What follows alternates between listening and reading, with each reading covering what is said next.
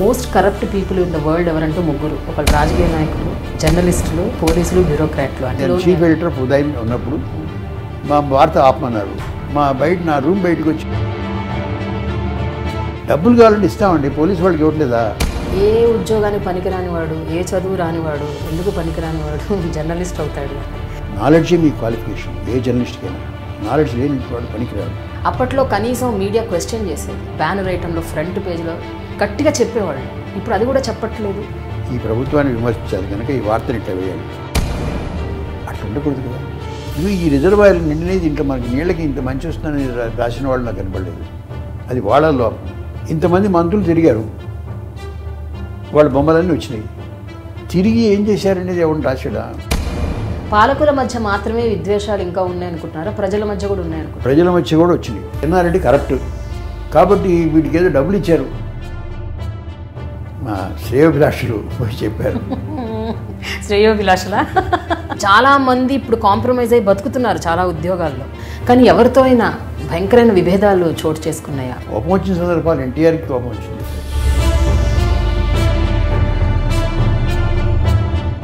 ఎప్పుడైనా వాళ్ళ అజమాయిషీ చూపించటం, వాళ్ళకి నచ్చని వార్త, వాళ్ళకి ఇష్టం లేని వార్త ఏమైనా ప్రచురించబడితే వాళ్ళు ఉన్నారు తీసేస్తారు. హైరింగ్ అండ్ ఫైరింగ్ అనేది చాలా కామన్ అయిపోయింది. ఒక పొలిటికల్ పార్టీకి సైడ్ తీసుకోవటం, వాళ్ళ వైపు ఉండి వ్యవహరించడం, వాళ్లకు తొత్తులుగా పనిచేయటం, అలా ఉండేదా media? Political parties money forces influence చేస్తేనే నేను నమ్ముతున్నాను. గవర్నమెంట్ కంట్రోల్ ఎంత మాత్రం ఉండకూడదు. సిగరెట్ కాలుస్తున్నావు, జవహర్లాల్ నెహ్రూ దగ్గర కాల్చచ్చు కదా, నువ్వు కాలుస్తావు చూద్దాం అన్నాడు. కాలుస్తాను. వెళ్ళి ఆయన ఎదురుగా ఉండండి, ఆ మ్యాచ్ బాక్స్ తీసుకొని సిగరెట్ వెలిగించు. ఒక ఆడదానిలో మాతృత్వాన్ని మాత్రమే చూడాలి అని మీకు చెప్పింది ఎవరు? తెలియదు కూడా. ఒక స్త్రీని చూసినప్పుడు సహజంగా అంగాంగ వీక్షణం చేస్తారు. అవి అమృత కలశాలు రా అని చెప్పింది. మీకు కుల పట్టింపులు ఉన్నాయా? నేను పుట్టింది బ్రాహ్మణ కుటుంబంలో. కానీ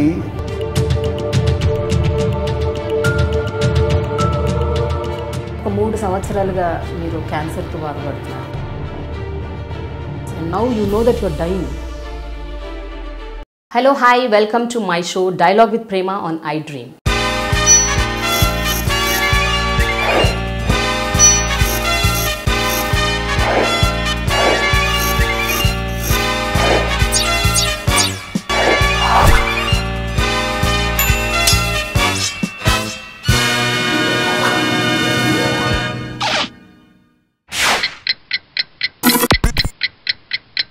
దాదాపు అన్ని ప్రముఖ పత్రికల్లో అత్యున్నత హోదాల్లో విధులు నిర్వహించిన అపారమైన అనుభవం ఉన్న వ్యక్తి, మహామేధావి, రచనకర్త, అన్నిటికన్నా మించి విశ్లేషకులు, ఒక తత్వవేత్త.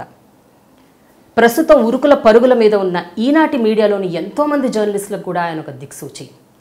Journalism is not just a job, it's a way of life అని నమ్మే అతి కొద్ది మంది జర్నలిస్టుల్లో ఒకరైన పొత్తూరి వెంకటేశ్వరరావు గారు ప్రస్తుతం నా షోలోని నా స్పెషల్ గెస్ట్. సో ఆయన అనుభవాలు మనతో పంచుకోవడానికి సిద్ధంగా ఉన్నారు. పొత్తూరి వెంకటేశ్వరరావు గారు, నమస్తే అండి. చాలా చాలా థ్యాంక్స్ నా షోలో వచ్చినందుకు. మీరు అసలు ఇంట్రొడక్షన్లో ఒక విషయం చెప్పినా కూడా నాకు సడన్గా ఒకటి స్ఫురిస్తోంది. ఏంటంటే ఇప్పుడున్న జర్నలిజం, ఇప్పుడున్న ఎలక్ట్రానిక్ మీడియా, ఇప్పుడున్న ఇంటర్నెట్, డిజిటల్ మీడియా, ఇప్పుడున్న క్రమంలో ఒకవేళ మీరుండుంటే, మీరు ఇప్పుడు పుట్టుంటే మీరు ఎలా ఫీల్ అయ్యేవారు? చాలా కష్టాన్ని ప్రశ్న ఇది. అంటే విధి అనేది ఎవరు ఎప్పుడు పుట్టాలో, ఎవరు ఏ విధులు నిర్వహించాలో అవన్నీ ముందే నిర్ణయం అయి ఉంటాయి. ఇప్పుడు ఈ వాతావరణంలో నేను పనికిరాను, ఎందుకు అలా అనుకుంటున్నాను, ఫిట్టిన్ కాను. అంతకుముందు అప్పుడు నాకు సరిపోయింది. బహుశా ఇప్పుడు అయితే ఇంకేం ఉద్యోగం అన్నా కోరుకునేవాడినేమో. ఈ రకమైనటువంటి జర్నలిజంలోనే ఉండాలని అనుకునేవాడిని కాదేమో. అవునా అండి?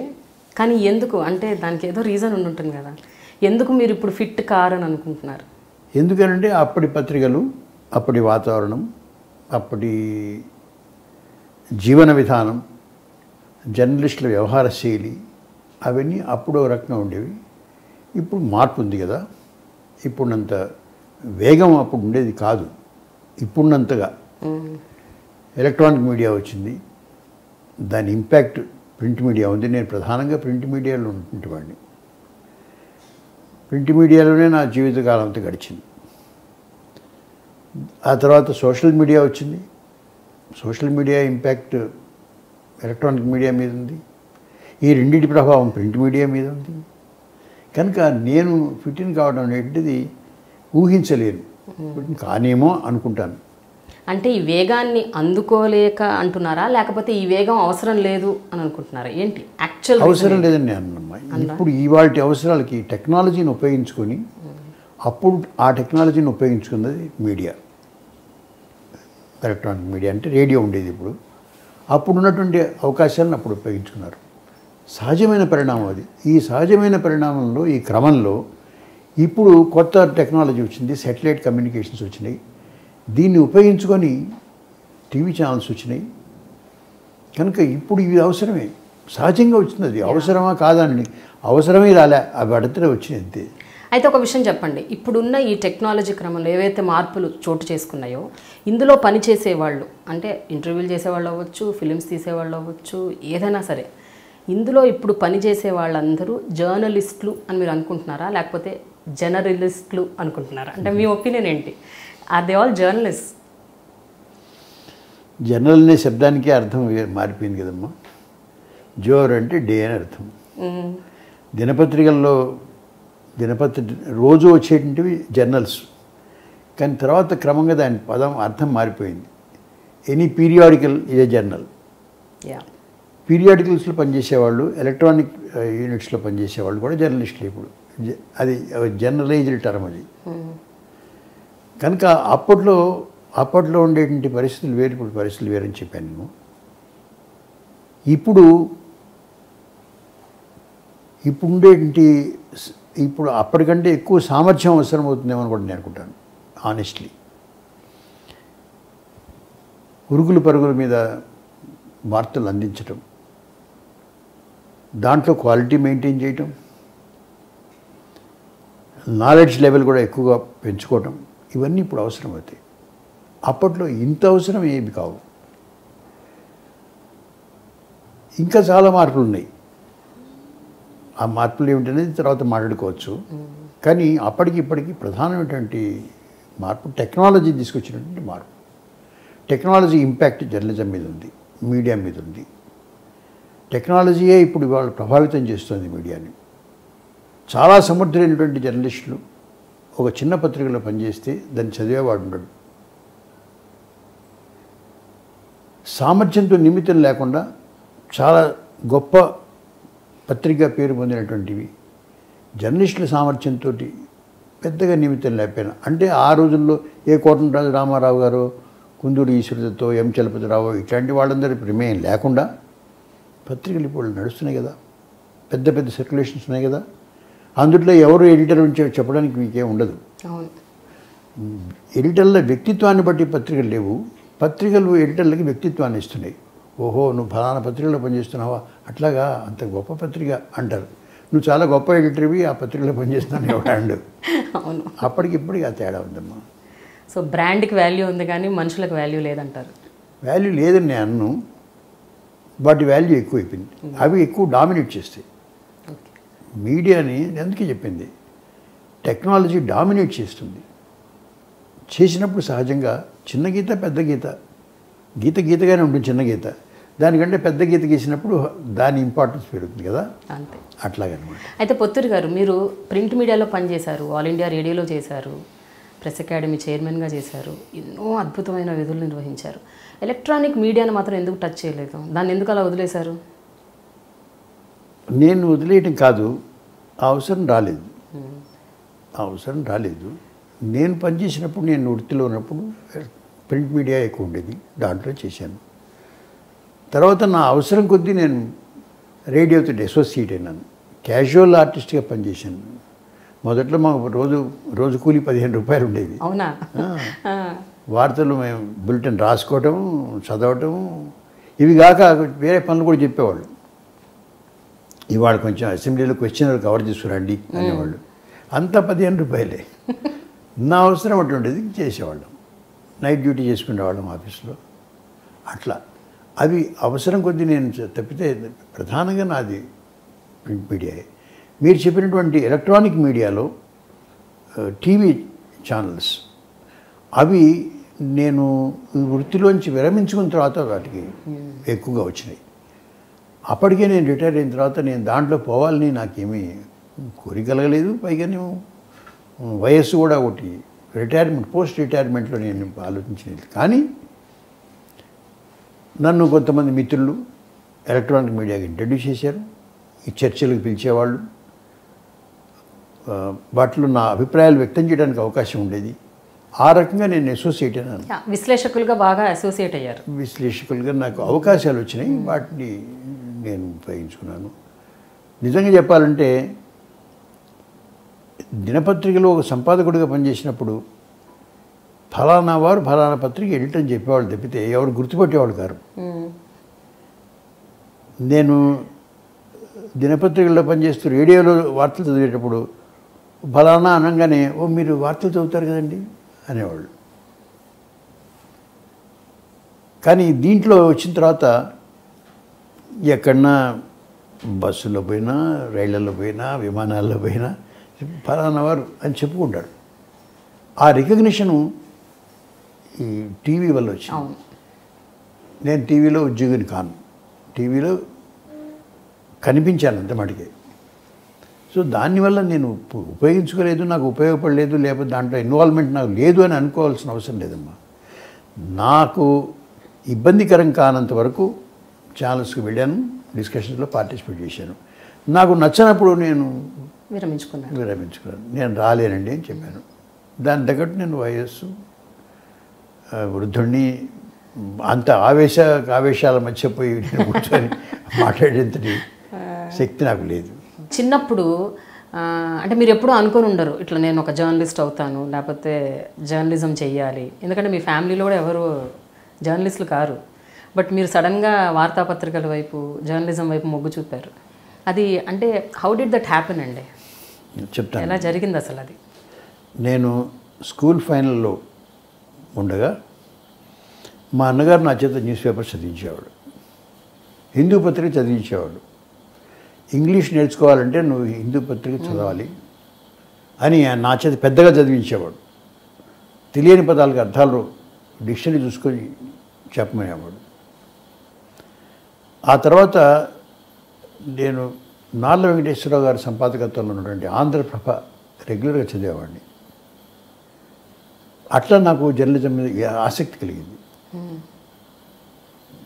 దాంట్లో మన అభిప్రాయాలు వ్యక్తం చేయడానికి కానీ, ఏదో జనజీవితంలో ఒక ముఖ్యమైనటువంటి పాత్ర నిర్వహించడానికి కానీ ఇది సరైనటువంటి రంగం అని నాకు అనిపించింది. అట్లా ఇంట్రెస్ట్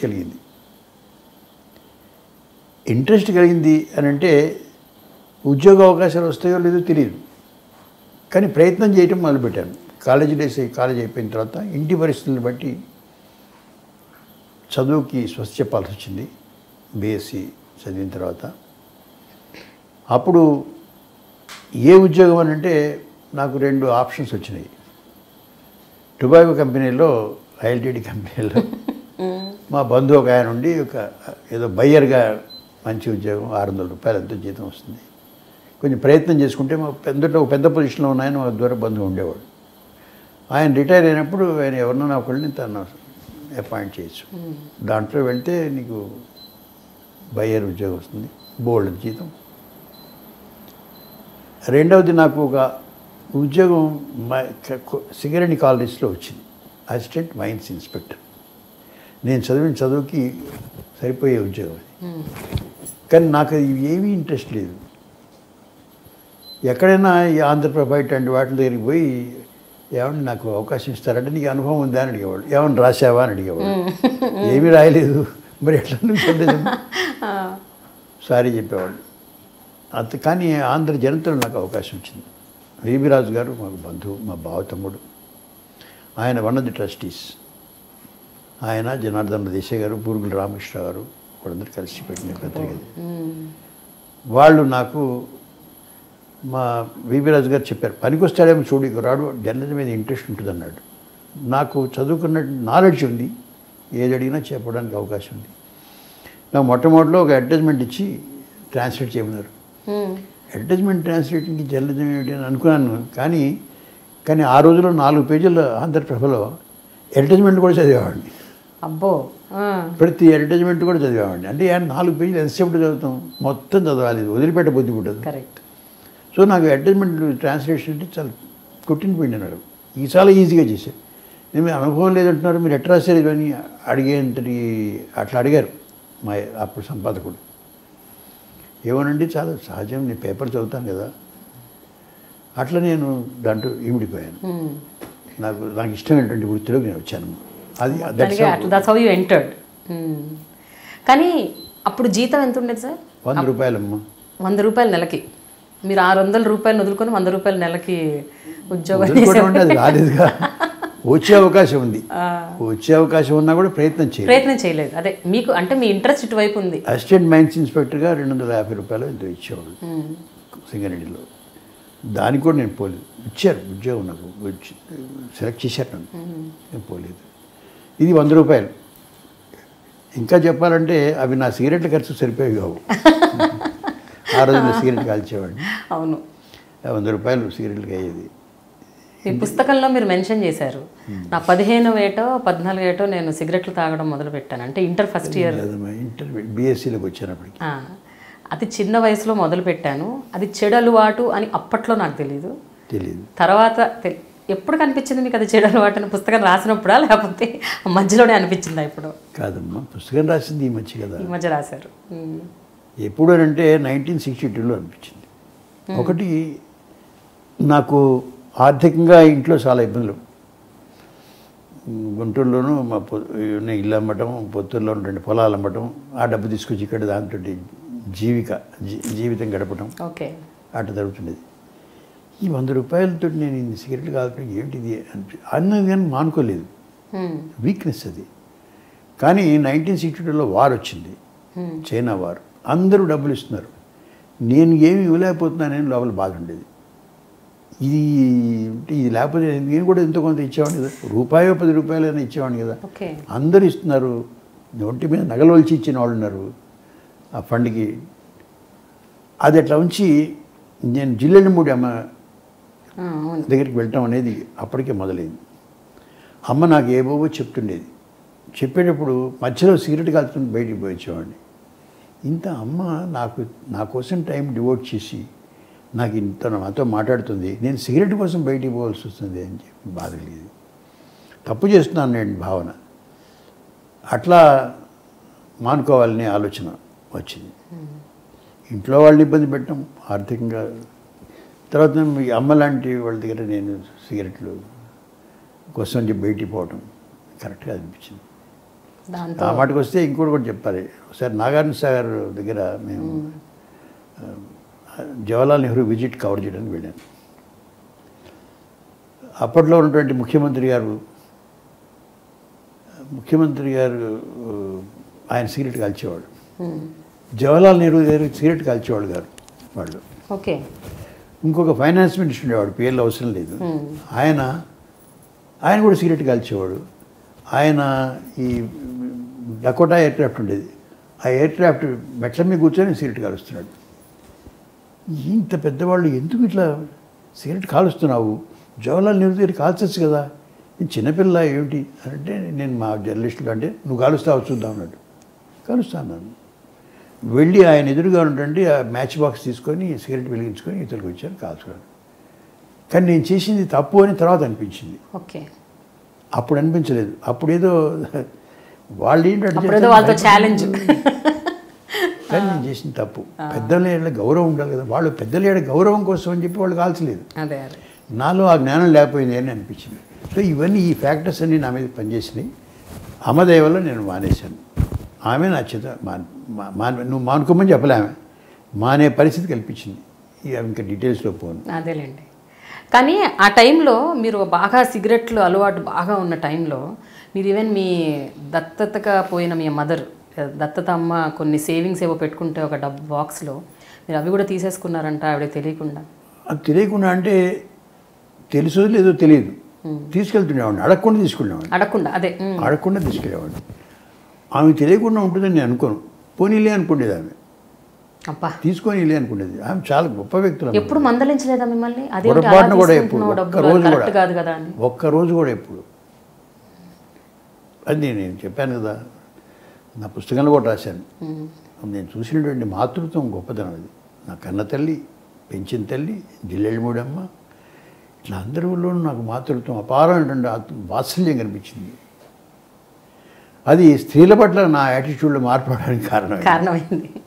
కానీ మీ జీవితంలో నిజంగా మీ జీవితాన్ని అణువున ప్రతి అడుగున మిమ్మల్ని ప్రభావితం చేసింది మహిళలే అని మీరు చాలా సందర్భాల్లో చెప్పారు. అది మీ మదర్ అవ్వచ్చు, మీ దత్తత తీసుకున్న మదర్ అవ్వచ్చు, అలాగే మీరు ఇప్పుడు ఇందా చెప్పిన జిల్లెళ్ళమ్మడి గారు, మీ భార్య, మీ అమ్మాయి, మీ కోడళ్ళు, ప్రతి ఒక్కళ్ళు. అంటే at every phase of your life ఒక ఆడదానిలో మాతృత్వాన్ని మాత్రమే చూడాలి అని మీకు చెప్పింది ఎవరు? మీకు అసలు ఆ కాన్సెప్ట్ ఫస్ట్ మైండ్లోకి ఎప్పుడు? అమ్మమ్మ, జిల్లెళ్ళమూడమ్మ. నేను ఇది కూడా చెప్పచ్చు, ఒక స్త్రీని చూసినప్పుడు సహజంగా అంగాంగ వీక్షణ చేస్తారు. అమ్మ ఏం చెప్పింది? ఉదాహరణకి స్త్రీలో ఉన్నటువంటి, నేను చిన్నప్పుడు నా పాలు తాగాను మా మదర్, అవి అమృత కలశాలు రా అని చెప్పింది. అమృత కలశం అనే మాట, ఈ మాటని చెప్పిన మన ఉషశ్రీ తన పుస్తకానికి ఒక పేరు కూడా పెట్టుకున్నాడు, అమృత కలశం అని. దృష్టి ఎట్లా ఉండాలి?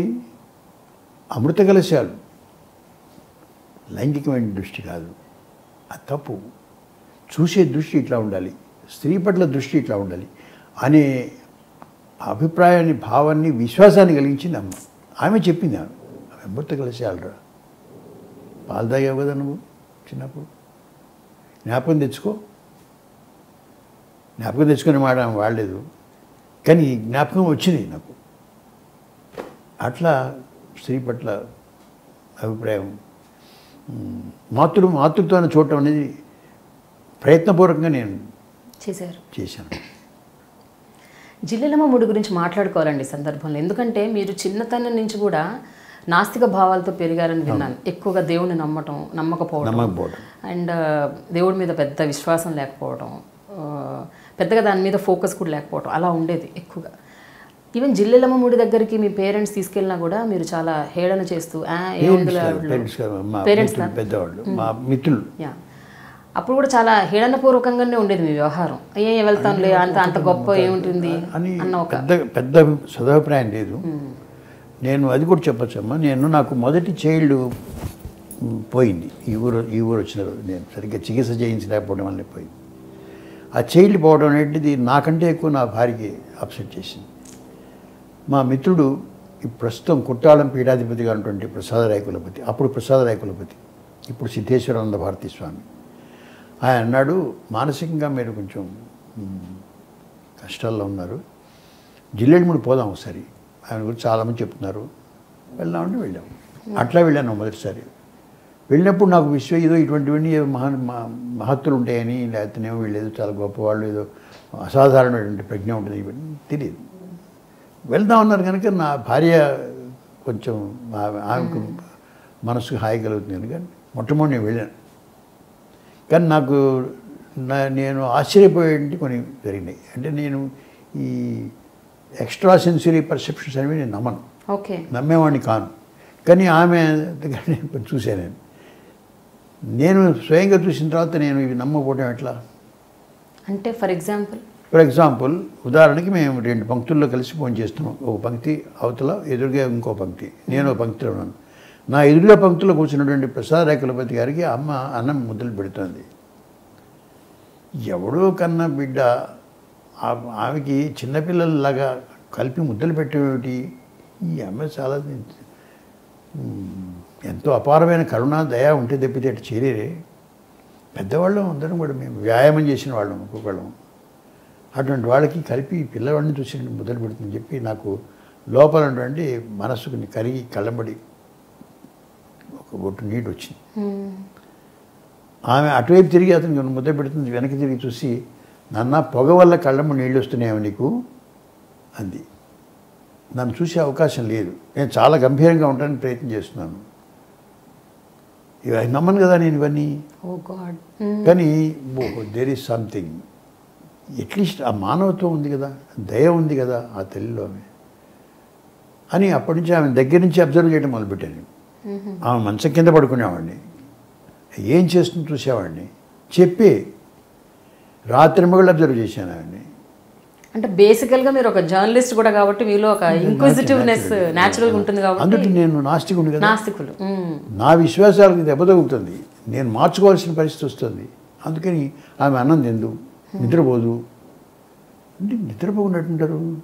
అన్నం తినకపోవడం అంటే ఓ రోజు తినకుండా ఉండొచ్చు, 2 రోజులు తినకుండా ఉండొచ్చు, ఎప్పుడు తినకుండా ఉంటాం. ఎప్పుడైనా ఇస్తే కొంచెం రుచి చూసినట్టుగా చూసేది ఆమె. నేను తిన్నాను ఎవరు చెప్పారా, నువ్వు ప్రయత్నం చేస్తాను, నాకు సైన్స్ చదువు, నేను లోపలికి పోదు, ఏం చేస్తాను నేను అనేది అమ్మ అడిగితే. నిద్రపోతాను, ఉదాహరణ చెప్తాను. ఆమె నిద్రపోతున్నప్పుడు గొరకబెట్టింది ఓ రోజున. మేము 4 కూర్చున్నాం చుట్టూ, ఆ మంచం ఉండేది కింద, మంచం కింద కూర్చున్నాడు. గొరకబెట్టడం నిద్రపోవడం కదా.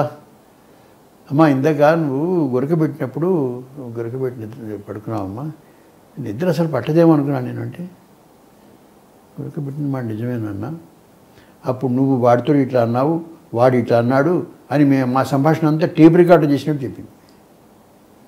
నిద్రపోతున్న వాళ్ళు చెప్పడం సాధ్యం అవుతుందా? ఇట్లాంటివి జరిగినప్పుడు దేర్ ఈజ్ సంథింగ్ విచ్ మనకు అర్థం కానటువంటివి చాలా ఉంది. దారిలో ఏదైనా ఊరి నుంచి అక్కడ జిల్లేడు వెళ్ళేటప్పుడు దారిలో మాట్లాడుతుంటాం, లేకపోతే ఏదైనా ఇన్సిడెంట్ జరగటము, ఇవన్నీ కూడా అక్కడికి పోగానే ఆ ప్రస్తావన చేసి చెప్పేది ఆమె. ఎట్ట తెలుసమ్మా నీకంటే, నేను అనుకున్నాను రా అట్లా జరిగిందేమో అని అనేది ఆమె. ఇలాంటివి చాలా. మళ్ళీ తను గొప్ప వ్యక్తి అని కూడా చెప్పుకునేది. ఎప్పుడు చెప్పలేదు నాకు ఈ అద్భుతమైన శక్తులు, నేను ఎప్పుడు పొరపాటు కూడా చెప్పలేదు ఆమె, ఎప్పుడు చెప్పలేదమ్మా. అది గొప్ప విషయం. కానీ తెలుస్తున్నది మనకు. సో ఇలా నాలో మార్పు వచ్చింది. కానీ ఎట్లయితే మీరు విశ్వసించేవారు కాదు ఒకప్పుడు, మీ విశ్వాసాన్ని చూసి మీ స్నేహితులు, మీ కొలీగ్స్ ఎప్పుడైనా మిమ్మల్ని హేళన చేసేవారు? అంటే ఏమిటి ఇలా నమ్ముతున్నావు? చేసేవాళ్ళు. ఉదాహరణకి నేను ఈనాడు ఎడిటర్గా ఉన్నప్పుడు, ఈయన అమ్మలు బాబాలు ఏదో నమ్ముతాడు ఈయన ఇటు చెప్పారు. నేను ఉద్యోగంలో మా ఇంటర్వ్యూలో, మాది 1 వీక్ మ్యారథాన్ ఇంటర్వ్యూ రామోజీరావు గారితో. ఆ ఇంటర్వ్యూలో నాకు విశ్వాసాలు ఉన్నాయండి, మీరేమో కమ్యూనిస్ట్ భావాలని అంటారు, అభ్యుదయ భావాలు అంటారు, నాకున్న విశ్వాసాలు ఇవి అన్నీ చెప్పాలి కదా. 1 వీక్లో మ్యారథాన్ ఇంటర్వ్యూలో ప్రాక్టికల్ ఎక్సర్సైజ్ చేయడం చెప్పినప్పుడు అవి దీంట్లో రిఫ్లెక్ట్ కానంత వరకు నాకేం అభ్యంతరం లేదండి అని చెప్పారు. అట్లా నేను దాంట్లో ఉద్యోగం చేశాను. కానీ అక్కడ చేరిన వాళ్ళు కొంతమంది నన్ను చాలా ఏదో ఒక పాతకాలపు వాడుగా, మూఢమైన విశ్వాసాలు ఉన్నవాడుగా చూశారు. వాళ్ళు అనేవాళ్ళు కూడా ఏదో అమలు బాబాలు. కానీ నేను ఏం మాట్లాడేవాడిని కాను, ఆర్గ్యూ చేసేవాడిని కాను. నా విశ్వాసం నాది, నా అనుభవం నాది, అట్లా ఉండేదమ్మా. ఇబ్బంది కలిగిన మాట నిజం, కానీ నేను ఎవరితోటి తగాదపడలేదు, ఎవరిని ఇబ్బంది పెట్టలేదు. కానీ ఒక విషయం చెప్పండి, జిల్లెలమ్మ మూడి అంటే వెంటనే జనాలకి ఎక్కువగా గుర్తొచ్చేది ఆవిడ మహిమలు, లేకపోతే అంటే ఎక్కువ ఆవిడని నమ్మేది, విశ్వసించేది కూడా మహిమలు ఉన్నాయి ఆవిడకి అని అంటుంటారు ఆ తల్లికి, ఆ మాతకి. కానీ మీరు అసలు ఆవిడని వేరే కోణంలోనే చూస్తున్నారు. అందరినీ తన పిల్లలుగా చూడటం అనేది సహజంగా చాలా కష్టం అమ్మ. ఇప్పుడు నా సొంత తల్లి ఉంది, నా దత్తత తీసుకున్న తల్లి, ఆమెకు అందరికీ అన్నం పెట్టడం ఇష్టం. తనకు ఉన్నంతలో ఎవరికైనా అన్నం పెడితే చాలా తృప్తి పడేది, వాళ్ళు బాగా తింటే చాలా తృప్తి కలిగేది. అమ్మ అట్లా ఒకళ్ళు కాదు, ఇద్దరు కాదు, 100 వేల మంది పెట్టేది అన్నం. ఎక్కడి నుంచి వస్తుంది? డబ్బు లేదు పాపం, కేవలం ఒక కరుణం భార్య ఆమె, పేద పరిస్థితి, ఏం పెద్ద డబ్బు లేదు, కానీ వస్తుండేది. గుప్పడికి ఇంటి నుంచి ఒక గుప్పడి చొప్పున ధాన్యం వసూలు చేసి సేకరించి దాంతో కలిపి పెట్టినటువంటి అన్నం పెట్టిన రోజులు ఉన్నాయి. లేదనే మాట ఎప్పుడు రాలేదు. ఇటువంటివి నాకు నచ్చినటువంటి. తర్వాత అక్కడ కులం పాటించడం, అంతరాలు ఏమి ఉండవమ్మా. ఒక మంత్రి వస్తాడు దర్శనానికి, నాన్న మీ కారులో వచ్చావు కదా, మీ డ్రైవర్ ఉన్నాడా, పిలువు వాడిని కూడా అనేది. అతన్ని కూడా పిలిచేది. అతనికి కలిపి ముద్ద పెట్టినప్పుడు మంత్రి గారికి అదే చేతితోటి డ్రైవర్ కూడా పెట్టేది, వాళ్ళ అటెండర్ కూడా పెట్టేది. అంతరాలు పాటించేది కాదు, కులాన్ని పాటించేది కాదు, మతాన్ని పాటించేది కాదు. ఎవరైనా రావచ్చు, ఎవరైనా తన దగ్గర రావచ్చు, అందరూ నా బిడ్డలే అనేది. అవి నాకు నచ్చినటువంటివి. మీకు ఎలా ఉంటుందండి? మీకు కుల పట్టింపులు ఉన్నాయా? కులాన్ని మీరు అంటే మీ కులాన్ని మీరు విశ్వసించడమే కాకుండా, నమ్మటమే కాకుండా మిగతా కులాల వారిని ఆనెస్ట్లీ నా కులం మీద నాకు విశ్వాసం లేదమ్మా. ఇవన్నీ కృత్రిమం నేను నమ్ముతాను. కానీ ఇది కూడా చెప్తాను, నేను నేను పుట్టింది బ్రాహ్మణ కుటుంబంలో. కానీ బ్రాహ్మణులు ఊరికి అందరూ తిడుతూ ఉంటే ఎందుకు ఇటు తిడతారు, వాళ్ళు ఏం చేశారని అని వాళ్ళ మీద నేను కొంత అభిమానం పెంచుకున్న మాట నిజం. ఇప్పటికీ నాకు అభిమానం ఉంది. అయ్యో పాపం అనిపిస్తుంది. అభిమానం, సానుభూతి, what ever you call it ఉంది. అట్లని నేను వాళ్ళని ఏదో పెద్దగా నెత్తిన పెట్టుకొని ఇట్లాంటివి ఇచ్చి నేను ఉద్యోగాలు ఇచ్చినప్పుడు కూడా కులాన్ని పాటించలేదు. నిజానికి ఎవరన్నా పాటించాల్సి వస్తే నేను దళితుడు ఎవరన్నా ఒక్కడు కూడా రాలేదు. వెతికి నేను ఆంధ్రప్రభలో ఒక దళితుడిని ఉద్యోగం ఇచ్చి తీసుకున్నాను. వెతికి అట్లా చేశాను తప్పితే ఈ బలాన వాళ్ళకే బ్రాహ్మణులు తీసుకొచ్చి నింపాలని అంటే ఇప్పుడు. కానీ వాళ్ళు వచ్చినది బ్రాహ్మణైనందువల్ల నేను ఎప్పుడు డిస్క్వాలిఫై కూడా చేయలేదు. ఏ కులం మీద నాకు వ్యతిరేకత లేదు, బట్ సానుభూతి ఉంది వీళ్ళ మీద కొంత సానుభూతి. ఎందుకని అంటే కారణం అది. ఇతరులు ఊరికే ఆ నిష్కారణంగా నిందిస్తారు ఏమిటి వీళ్ళని? ఏముంది వాళ్ళని, ఇప్పుడు వాళ్ళు చేస్తున్న తప్పులే ఉంది, ఎందుకు వాళ్ళని ఇట్లా నిందిస్తారని నాకు సానుభూతి కలిగింది. కొంచెం అభిమానం కూడా ఉండొచ్చు. అయితే పొత్తూరు గారి వ్యక్తిగత విషయాలకు సంబంధించి అంటే మీ ఇంట్లో పెళ్ళిళ్ళు అవ్వచ్చు, లేకపోతే ఇతర సంబంధాలు అవ్వచ్చు, సంబంధాలు చేసుకుంటున్నప్పుడు ఖచ్చితంగా మీ కులాన్ని పాటిస్తారా, లేకపోతే ఏ కులమైనా పర్లేదు అనుకుంటారా? నేను కావాలని వేరే కులం వాళ్ళని వెతికి తీసుకొచ్చి చేద్దామనే ప్రయత్నం ఎప్పుడు చేయలేదు. సంబంధాలు వచ్చినాయి, చేసుకున్నాం అంతే. ఫలానా వాళ్ళని చేయాలని అట్లా పెద్ద పట్టింపు లేదు. వచ్చిన సంబంధాలు సహజంగా నేను నా కులంలోనే, నా శాఖలోనే చేసుకున్నాను. కానీ నా శాఖలో లేకపోయిన వాటిని కూడా మా బంధువులు, నా మేనగోళ్ళు వైష్ణవుని చేసుకుని ప్రేమించి నేను సపోర్ట్ చేశాను. ఇప్పుడు జనరేషన్ మారిపోయింది. ఇప్పుడు అందరూ బాగా ఎక్స్పోజర్ ఎక్కువైపోయింది. ఉద్యోగ రీత్యా, విద్యారీత్యా బయటకు వెళ్ళిపోతున్నారు. వాళ్ళకి నచ్చిన మనుషులు వాళ్ళకి దొరకవచ్చు. అలాంటి సందర్భాల్లో వాళ్ళకి నచ్చిన వ్యక్తులు వేరే కులం వాళ్ళు ఉంటే మీరు దాన్ని స్వీకరిస్తారు? నేను వ్యతిరేకించనమ్మా. వాళ్ళ ఫ్రీడమ్ వాళ్ళది. 18 ఏళ్ళు దాటి బాగా చదువుకున్నటువంటి వాళ్ళు వాళ్ళ నిర్ణయం వాళ్ళు తీసుకున్నప్పుడు నేను ఎప్పుడూ కాదనన్ను. అటువంటి పరిస్థితి రాదని అనుకుంటున్నాను. ఇన్ఫ్యాక్ట్ మా బంధువుల్లోనే కులాంతర వివాహాలు చేసుకునే వాళ్ళు ఉన్నారు. నేనేం వాళ్ళని వెలేయలేదు. వాళ్ళు మా ఇంటికి వస్తారు, మనం వాళ్ళ ఇంటికి వెళ్తాం, నాకేం ఇబ్బంది ఏం లేదు. పొత్తూరు గారు, మీరు ఎన్నో వార్తాపత్రికల్లో విధులు నిర్వహించారు. ఎస్పెషలీ అసలు చాలా అప్పట్లో టాప్ న్యూస్ పేపర్స్ ఏది మీరు వదలలేదు. ఆంధ్రప్రభ, ఆంధ్రజ్యోతి, ఆంధ్రప్రభలో ఉదయం, ఈనాడు, ఆల్మోస్ట్ ఆల్ న్యూస్ పేపర్స్.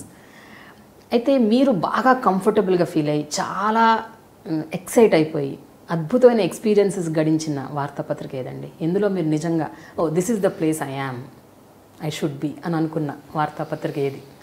ఈనాడులో ఉద్యోగం నాకు చాలా సంతృప్తి ఇచ్చిందమ్మా. చాలా ఇదే బ్రహ్మాండం అని అట్లా అంటలేదు. ఎందుకంటే పునాది రాయి దగ్గర నుంచి దాంట్లో నా ఇన్వాల్వ్మెంట్ ఉంది. ఓకే. రిక్రూట్మెంట్ నేను చేశాను, ట్రైనింగ్ నేను చేసుకున్నాను. ఫస్ట్ బ్యాచ్ ఆఫ్ జర్నలిస్టులు నేను ట్రైన్ చేసుకున్నాను. వావ్. అది ఎక్కడన్నా పుస్తకాలు రాసి ఉండొచ్చు, రాయకపోవచ్చు. నాకు తెలుసు కనుక ఫ్యాక్ట్ ఇది. అక్కడ పనిచేసిన వాళ్ళు కూడా దాన్ని కన్ఫర్మ్ చేస్తారు. రామోజీరావు గారే సాక్షి. ఆ తర్వాత నేను ప్రభకు వచ్చాను. ప్రభలోకి వచ్చిన తర్వాత నాకు చాలా ఫ్రీడమ్ ఉండేది. ఈ ఫ్రీడమ్ నాకు చాలా ఇష్టం. రామ్నాథ్ గోయంకా గారు తీసి పారేస్తాడు, ఆయనకు నచ్చకపోతే ఏదో రాస్తే ఆయనకు నచ్చినట్టు రాస్తే తీసి పారేస్తే ఇట్లా అనేవాళ్ళు. తీసేయలేదమ్మా నాతోటి. నేను 2-3 సార్లు రిజైన్ చేశాను. చేస్తే ఆయన రెసిగ్నేషన్ ఇచ్చేశాడు. ఓకే. చేయటమే కాకుండా నువ్వు ఎడిటర్గా ఉన్నంతకాలం నీ పాలసీ నీది, పూర్తిగా నాకు నా మనసుకి, నా ఆలోచనలకి, నా మొత్తం Indian Express group of newspapers పాలసీకి వ్యతిరేకంగా రాస్తే then I will tell you, will part ways. But so long you are the editor, the policy is yours అని ఖండితంగా చెప్పి నా రెసిగ్నేషన్ చించేశాడు. ఓకే. అంటే ఎప్పుడు ఎందుకు ఇన్వాల్వ్ అయ్యేవారు కాదు నా ఎడిటర్. కొంతమంది చెప్పారు కూడా, ఆయన కంప్లైంట్ చేసిన వాళ్ళు ఉన్నారు. ఉదాహరణకి నేను చెన్నారెడ్డి గారి చెన్నారెడ్డిని సపోర్ట్ చేశాను. సపోర్ట్ చేయడం అంటే కొంచెం హైలైట్ చేసేవాళ్ళం. చెన్నారెడ్డి గారు ఎందుకు చేస్తున్నాడు, చెన్నారెడ్డి కరప్ట్ కాబట్టి వీటికి ఏదో డబ్బులు ఇచ్చారు, ఇచ్చుంటాడు, లేకపోతే ఎందుకు సపోర్ట్ చేస్తాడు. అని కొంతమంది ఆయనకి మా శ్రేయోభిలాషులు పోయి చెప్పారు. శ్రేయోభిలాషలా? ఓకే. అంటే అక్కడ పోయి ఆయన నమ్మలేదు. నమ్మడానికి ఎందుకు నమ్మలేదంటే ప్రాక్టికల్గా ఏం చేశాడు, ఎందుకు నేను చేశానంటే ఇప్పుడు మీకు రికార్డ్ కోసం చెప్తాను నేను. ఆంధ్రప్రభ 1971 ఆంధ్రోద్యమం సమయంలో ఆంధ్ర ప్రాంతాన్ని భుజాన్ని వేసుకొని మోసింది. కేవలం ఆంధ్ర ప్రాంతం ఇంట్రెస్ట్ వాళ్ళని గురించి రాసింది. పండితరాజు నాగేశ్వరరావు సంపాదకులుగా ఉండేవాడు. ఉద్యమం ఉవ్వెత్తున జరుగుతున్నప్పుడు దాన్ని సపోర్ట్ చేసి 1977లో ఇక్కడ పేపర్ పెట్టినప్పుడు ఈ పేపర్ నాది అనే భావన ప్రజల్లో కలగాలి కదా, తెలంగాణ ప్రజల్లో. నేను తెలంగాణ ఇంట్రెస్ట్ దృష్టిలో రాయాలి తప్పితే, పేపర్ని ఓరియంట్ చేయాలి తప్పితే ఆంధ్ర ప్రాంతాన్ని గురించి చేయకూడదు కదా. అది కాక నా ఇక్కడ ఈ తెలంగాణతోటి అసోసియేషన్ 55 నుంచి ఉన్నామండి ఇక్కడ. కానీ ఇక్కడి నుంచే నిజానికి నాకు బాగా అనుభవం నాకు తెలుసు. సహజంగా చెన్నారెడ్డి గారు అప్పుడు తిరుగులేని నాయకుడు. ఆయన సమర్థుడు కూడా. ఆయన కరప్ట్ అవనేమో నాకు తెలీదు, అయితే ఉండొచ్చు. కానీ నేను ఆయన సామర్థ్యాన్ని గురించి నేను అభిమానించేవాడిని. ఆయన సమర్థుడు. ఏదైనా నిర్ణయం తీసుకుంటే వాటిని అమలు జరగలిగిన వాడు. ప్రజలకు ఏది మంచిది అని మనబోటి వాళ్ళని చెబితే దాన్ని సీరియస్గా ఆలోచించి కన్సిడర్ చేసేవాడు. ఒప్పుకున్నవి కూడా ఉన్నాయి, నేను ఏదో వాటిని గురించి ఇప్పుడు చెప్పను ఇంకా. కానీ అట్లా నేను ఆయనతో డైరెక్ట్గా మాట్లాడినటువంటి అనుభవం నాకు చాలా ఉంది. రాత్రిపూట చాలాసేపు మాట్లాడేవాడు. ఏం మాట్లాడతాం, నాకు అది కావాలి ఇది కావాలి నేను అడగను, నువ్వు అది చేసిపెట్టి ఇది చేసిపెట్టు ఆయన అడగడు. ఏం మాట్లాడదాం, రాష్ట్రం గురించి మాట్లాడేవాళ్ళం. రాష్ట్రము, అభివృద్ధి, ప్రాజెక్టులు, ఇష్యూస్, ప్రజలకు సంబంధించిన ఇష్యూస్ అవే మాట్లాడేవాళ్ళం. గంటల తరబడి మాట్లాడేవాళ్ళం. అటువంటి వాడి గురించి నేను చెడ్డగా ఎట్లా ఉంటాను, ఇంకో రకంగా అనుకోలేను కదా. కనుక నేను పాలసీస్ విషయం వచ్చేటప్పుడు నేను సపోర్ట్ చేసిన మాటలు కొన్నింటిని ఇష్యూస్ మీద.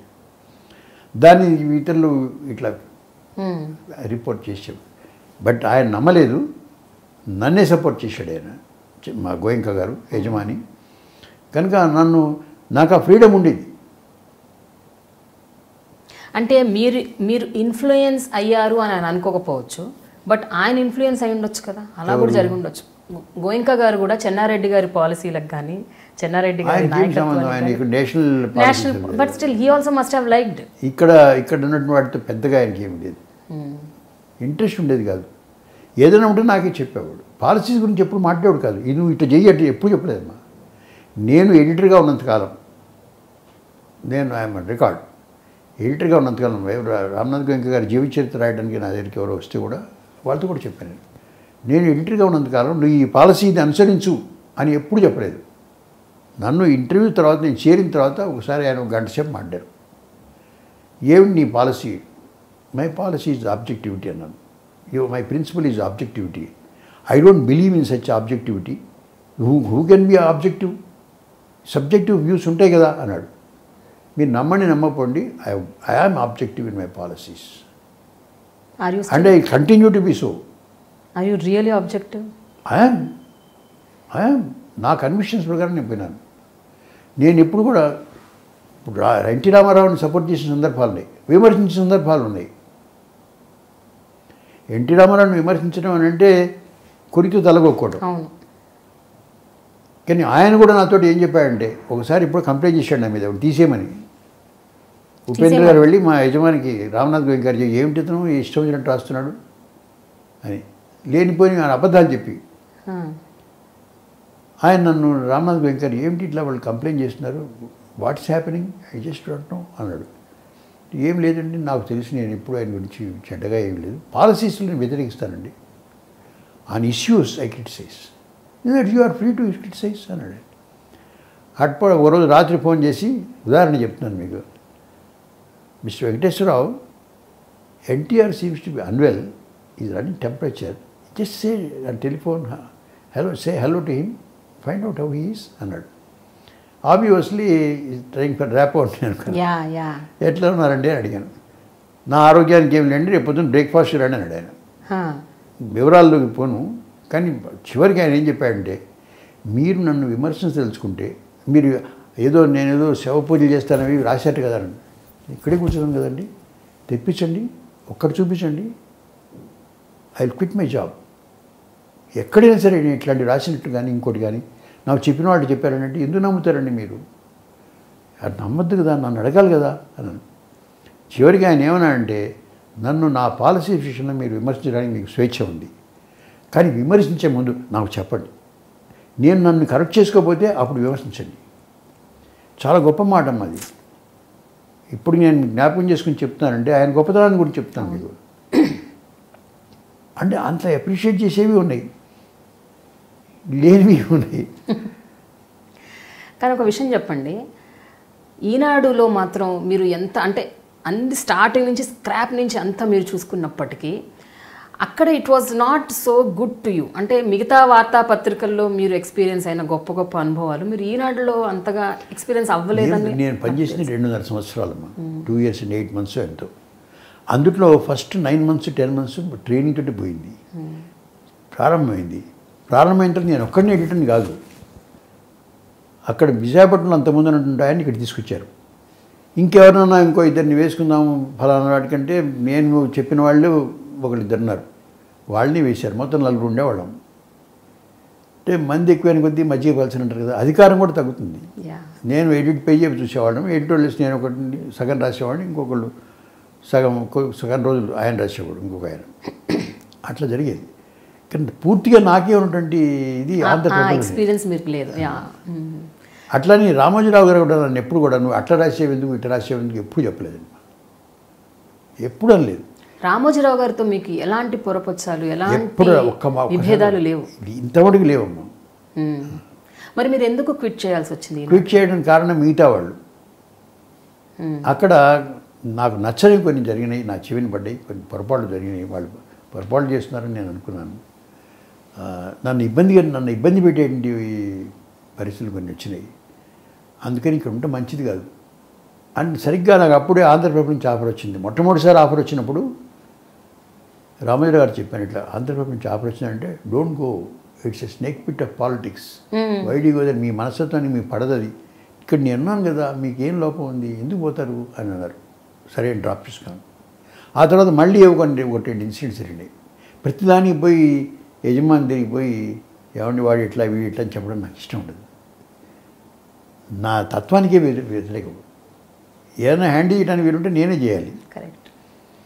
కానీ వాళ్ళు నా సమాన హోదా ఉన్నటువంటి వాళ్ళతో నేను ఏం చేయగలను, కొంత విషయంలో ఏం చేయలేను. అందుకని నేనే బయటికి పోవడం మంచిది. వెంటనే మళ్ళీ ఇంకోసారి ఆఫర్ వచ్చింది దైవికంగా ఫ్రమ్ ఆంధ్రప్రభ.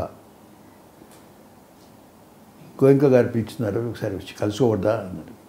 మళ్ళీ చెప్పాను రామోజీ గారికి, మీరు రెండోసారి అడుగుతున్నారు, ఆబ్వియస్లీ మీరు అన్కంఫర్టబుల్గా ఉన్నారు, ఏవో కొన్ని ఉన్నాయి, మీ ఇష్టం వెళ్ళండి అన్నాడు. నేను వెళ్ళటప్పుడు నన్ను చాలా గౌరవంగా పంపించాడు. నాకు గడియారం బహుకరించి ఆయన చాలా గౌరవించి పంపించాడు. ఆయన ఇతరుతో కూడా చెప్పాడండి, is leaving with my permission అని చెప్పాడు ఆయన. అట్లా బయటకు వచ్చానమ్మా. My relationship continues to be good. Okay. కానీ మీరు ఏ వార్తాపత్రిక నుంచి విరమించుకున్నా అంటే రిజైన్ చేసినా ప్రతిసారి మీ మనసుని నమ్మే మీరు రిజైన్ చేశారు. అంటే you believed your heart, you followed your heart. కానీ ఎప్పుడైనా తర్వాత కాలంలో అనిపించిందా నేను రాంగ్ స్టెప్ తీసుకున్నాను, అంటే నేను ఈనాడు నుంచి అట్లా వెళ్ళకుండా ఉండాల్సింది, లేకపోతే ఆంధ్రప్రభ నుంచి వెళ్ళకుండా ఉండాల్సింది, అలా ఎప్పుడైనా లేదు లేటర్ ఆన్ ఇన్ లైఫ్? లేదు. ఇవి పరిస్థితులు, నేను విధిని నమ్ముతానని చెప్పాను. విధి అటువంటి పరిస్థితులు కల్పిస్తుంది. నాకు ఇంకో వేరే మార్గం ఉండదు. ఉదయం నుంచి రిజైన్ చేశాను. ఎందుకు చేశాను? It's matter of principle. నువ్వు వార్త వేయద్దు ఆపద్దు అంటే నేను ఎట్లా ఆపుతాను? నేను ఆపను. నాతో పాటు ఆ వార్తలో పత్రికలు పనిచేస్తున్నటువంటి వాళ్ళు ఇంకా 2-3 పెద్ద వాళ్ళు ఓడిపోవచ్చు. ఇద్దరు మంచి పొజిషన్స్లో ఉన్నారు. ఇప్పుడు మేము కూడా రిజైన్ చేస్తాం సార్ అన్నారు. వద్దు, బాధ్యత నాది, ఎడిటర్గా నా పేరుంది, నాది నైతిక బాధ్యత, కాబట్టి నేను రిజైన్ చేయాలి, మీరు చేయొద్దు అంటే నా కారణం ఏంటంటే వాళ్ళ కుటుంబాలు ఇబ్బంది పడతారు, నా విషయం వేరు. అట్లా నాకు ఇష్టం లేకపోతే పరిస్థితులు అటు వచ్చినాయి, ఏం చేస్తాం? నేనేదో పెద్ద ఈ ప్రిన్సిపల్డ్ అది అని కాదు, పరిస్థితులు అటు వచ్చినప్పుడు ఎవడైనా అదే చేస్తాడు. పరిస్థితులు అట్లా వచ్చినప్పుడు కూడా చాలామంది కాంప్రమైజ్ అవుతారు. అంటే ఉద్యోగం ఇంపార్టెంట్, లేకపోతే ఈ జీతం సడన్గా మళ్ళీ మనం వేరే చోటుకి వస్తే ఇంత జీతం వస్తుందా, ఆ హోదా వస్తుందా, నిజంగా కంఫర్టబుల్గా ఉండగలమా, చాలా మంచి ప్రశ్న. జనరల్గా ఉంటుంది. చాలామంది ఇప్పుడు కాంప్రమైజ్ అయ్యి బతుకుతున్నారు చాలా ఉద్యోగాల్లో. మీరు ఎందుకు అలా చేయలేదు అని అడుగుతున్నాను. నాకు అటువంటి పరిస్థితి రాలేదు, నెంబర్ 1. నెంబర్ 2 ఏంటంటే, అంటే నెంబర్ 1లో కూడా కొంచెం వివరించాలి. ఎడిటర్గా ఉన్నటువంటి వాడు, నేను సబ్ ఎడిటర్ దగ్గర నుంచి పైకి ఒక్కొక్క మెట్టు పైకి వచ్చిన వాడిని. ఎడిటర్గా దిగిపోయిన తర్వాత ఎక్కడికి పోయి అసిస్టెంట్ ఎడిటర్గా పనిచేయలేము. ఆంధ్రప్రభ ఎడిటర్గా పనిచేసి ఇంకొకటి పనిచేయగలను. నాకు నేను ఎప్పుడైనా నుంచి మానుకోవాలి అనుకున్నప్పుడు 91లో ఫర్ ఎగ్జాంపుల్, అది ఇతరుల్ని హారం చేయకుండా, ఇతరుల్ని హారం చేయాలనుకుంటే నేను ఉండొచ్చు. నేను బయటికి పోవడమే మంచిది, వాళ్ళని ఇబ్బంది పెట్టకుండా అనుకుని నేనే బయటికి పోయాను. రిజైన్ చేయడం అంటే రిటైర్మెంట్ అడిగాను, వెళ్ళిపోయాను నేను. కానీ అప్పుడు కూడా నాకు మనస్సుకు హాయి కలుగుతుంది, నాకు ఇంట్లో ఇబ్బంది లేదు. అప్పటికి నా పిల్లలు just they were coming up. Okay. మా వాడు చార్టెడ్ అకౌంటెంట్గా జస్ట్ స్టార్టెడ్ హిస్ ప్రాక్టీస్, సొంతంగా పెట్టినాడు. నాకు 10,000 రూపాయలు జీతం. సో ఫైనాన్షియల్గా మీకు ప్రాబ్లం లేదు, ఆర్థికంగా ఇబ్బందులు లేవు అంతగా. అంటే స్టార్వేషన్ పరిస్థితి ఉండదు. అటువంటి ఉంటే ఏమయ్యేదో చెప్పలేను నేను. ఉన్నా కూడా మానేసామండి, అది వేరే విషయం. ఓకే. అటువంటి పరిస్థితి నాకు రాలేదమ్మా. అందుకని నేను బయటకు హాయిగా వచ్చాను బయటికి. I'm happy. అయితే అప్పుడు ముఖ్యమంత్రులు ఎంతోమందితో మీకు మంచి సాన్నిహిత్యం ఉంది, చాలామంది సత్సంబంధాలు ఉన్నాయి. వాళ్ళలో మీరు అన్నట్టు ఇందాక చెన్నారెడ్డి గారు అవ్వచ్చు, ఎన్టీ రామారావు గారు అవ్వచ్చు, వాళ్ళు. కానీ ఎవరితో అయినా భయంకరమైన విభేదాలు చోటు చేసుకున్నాయా? అంటే నువ్వేంటి అన్న సిచ్యువేషన్కి ఎప్పుడన్నా వెళ్ళిందా? ఎప్పుడు రాలేదు. కోపం వచ్చిన సందర్భాలు, ఎన్టీఆర్కి కోపం వచ్చింది ఒకసారి, ఒక్క సందర్భం, అదేనో ఒకసారి. నేను అప్పుడు కూడా నా మనసుకు తోచింది మాట చెప్పాను. నేను చెప్పచ్చు ఇప్పుడు మీకు. హంద్రీ నివాస్ సుజల పథకం అనౌన్స్ చేశాడు. ఆ రోజు తెల్లవారుజామున ఆయన ఫోన్ చేసి నాకు, ఇవాళ మీరు రాయలసీమ, మీరు కోస్తా గుంటూరు వాళ్ళు అయ్యండి, హైదరాబాద్లో పెరిగి రాయలసీమ అంటారు, రాయలసీమ గురించి బ్రహ్మాండమైన అనౌన్స్మెంట్ చెబుతాను, వాళ్ళు వచ్చి గ్యాలరీలో కూర్చొని విని నాకు తర్వాత కలవండి అన్నాడు. సరే సార్ వెళ్ళాను. చాలా బ్రహ్మాండమైన అనౌన్స్మెంట్ చేశాడు. హంద్రీ నివాస్ సుజల సుఫలా ఏవో పెట్టేదాన్ని. పెట్టిన తర్వాత మధ్యాహ్నం భోజనం చేస్తున్నాం 12:30 1 గంటకు. అప్పట్లో నా స్పీకర్ మీసాల నారాయణరావు ఉండేవాడు. నేను ఆయన చాలా కాలంగా స్నేహితులు. నేను రామారావు గారు ఆయన కలిసి ఒకే టేబుల్ దగ్గర భోజనం చేసినప్పుడు పొద్దున్న రమ్మన్నా మీరు మధ్యలోకి వచ్చాము, చెప్పరేంటి మీరు అన్నాడు ఆయన. పాపం ఉండబట్టలేక. చెప్తాను సార్, ఫోన్ చేస్తున్నారు కదా, ఇప్పుడు ఎందుకు లేదని చెప్పలేదు. చెప్పండి అన్నాడు. మీరు చాలా డ్రామాటిక్గా చేశారండి అనౌన్స్మెంట్ అన్నాను. ఏమిటి మీరు కాంగ్రెస్ వారిలాగా మాట్లాడుతున్నారు, డ్రామా అంటారు ఏమిటి అన్నాడు. డ్రామాటిక్ అంటే మీరు చెప్పిన పద్ధతి ఎట్లా ఉందండి, చాలా బాగా చెప్పారు మీరు అని అట్లా ప్రాజెక్ట్ గురించి చెప్పండి అన్నాడు. ప్రాజెక్ట్ కూడా మంచి ప్రాజెక్టే సార్, కానీ ఒకటే ప్రాబ్లం ఉంది, అందులో నీళ్లు ఉండవు సార్, ఇక్కడ హంద్రీ నేవాలో నీళ్లు ఉండవు అన్నాడు.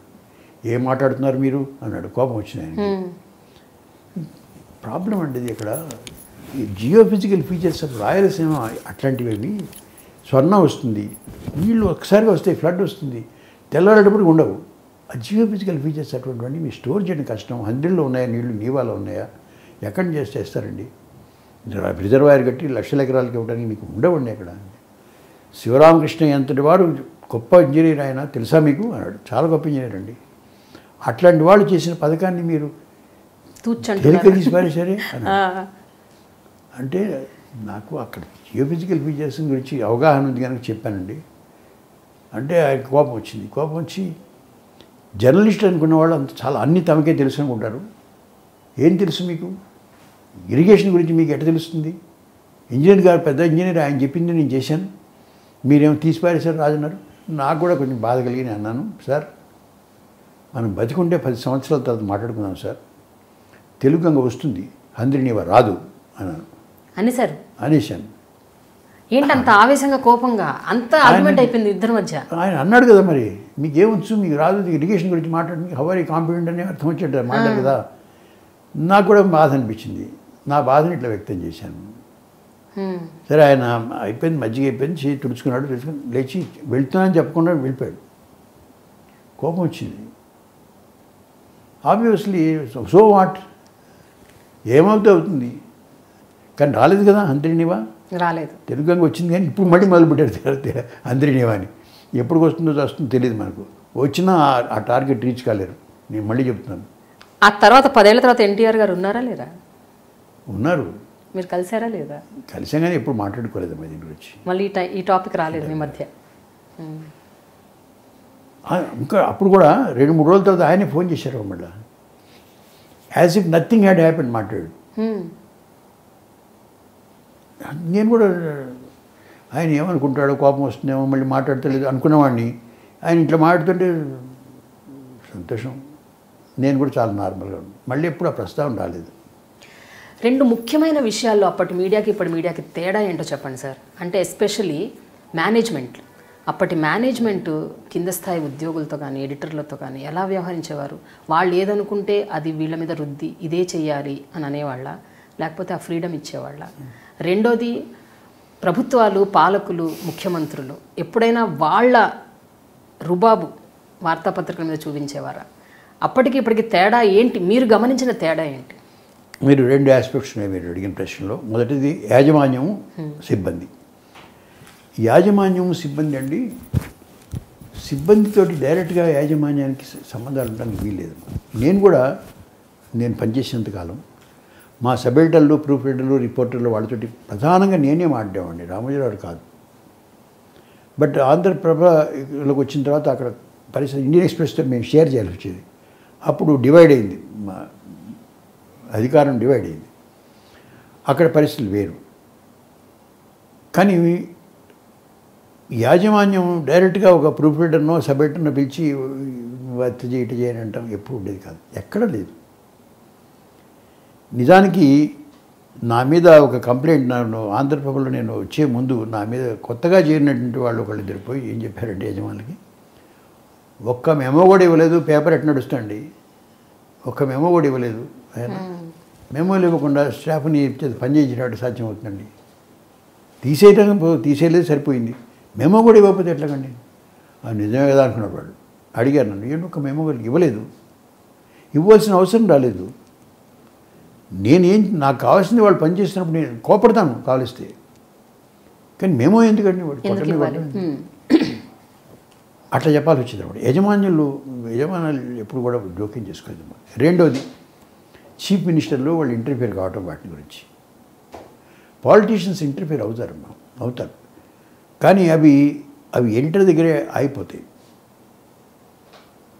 యాజమాన్యంతో చెప్పినా కూడా వాళ్ళు వినేవాళ్ళు కారు. మాకున్నటువంటి అవకాశాలు అటువంటివి. పుత్తూరు వెంకటేశ్వరరావు చెన్నారెడ్డిని సపోర్ట్ చేస్తున్నాడని ఎవరైనా చెప్తే ఆయన ఏమన్నాడు, నన్ను నేను చేశాడు. అట్లాగే ఎన్టీ రామారావును సపోర్ట్ చేసేందుకు ఆయన డబ్బులు ఇచ్చాడని చెప్పి ఒకళ్ళు పేపర్ వేసాడు. ఒకడు మెడ్రాస్లో కరపత్రం వేశారు, రామ్నాథ్ గోయంకాకి, పుత్తూరు వెంకటేశ్వరరావుకి ఎన్టీ రామారావు డబ్బులు ఇచ్చాడు, అందుకని వాళ్ళు సపోర్ట్ చేస్తున్నారు ఈయనని. ఏమన్నా అర్థం ఉంది అది? ఎన్టీ రామారావు లాంటి వాళ్ళని కొనగలిగినటువంటి శక్తి సామర్థ్యాలని, అంత డబ్బు ఉండేది రామ్నాథ్ గోయంకాకి, పెద్ద ఎంపైర్ అది. ఆయనకి డబ్బులు తీసుకొట్టేయండి, ఇట్లా ఉండేవమ్మా. కనుక జోక్యాలు ఉండేవి కావు. ఎక్కడన్నా ఉన్నా చాలా కొద్ది, పెద్దగా మమ్మల్ని బాధ పెట్టినట్టు ఏం లేవు. ఎప్పుడైనా వాళ్ళ అజమాయిషీ చూపించటం, ఎప్పుడైనా వాళ్ళకి గిట్టని వార్త, వాళ్ళకి నచ్చని వార్త, వాళ్ళకి ఇష్టం లేని వార్త ఏమైనా ప్రచురించబడితే వాళ్ళ రియాక్షన్స్ ఎట్లుండేవి? చాలా ఘోరంగా ఉండేవా, లేకపోతే లైట్ తీసుకునేవాళ్ళ? పాపం వచ్చేది, అసంతృప్తి కలిగేది.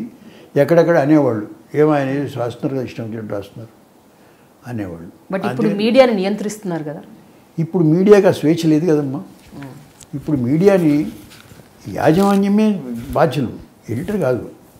ఎడిటర్కి మించినటువంటి రెస్పాన్సిబిలిటీ, నిర్వహణ బాధ్యత తీసుకుంటున్నటువంటిది యాజమాన్యమే. యజమానులే ఎడిటర్లు అయినారు కదమ్మా. ఇప్పుడు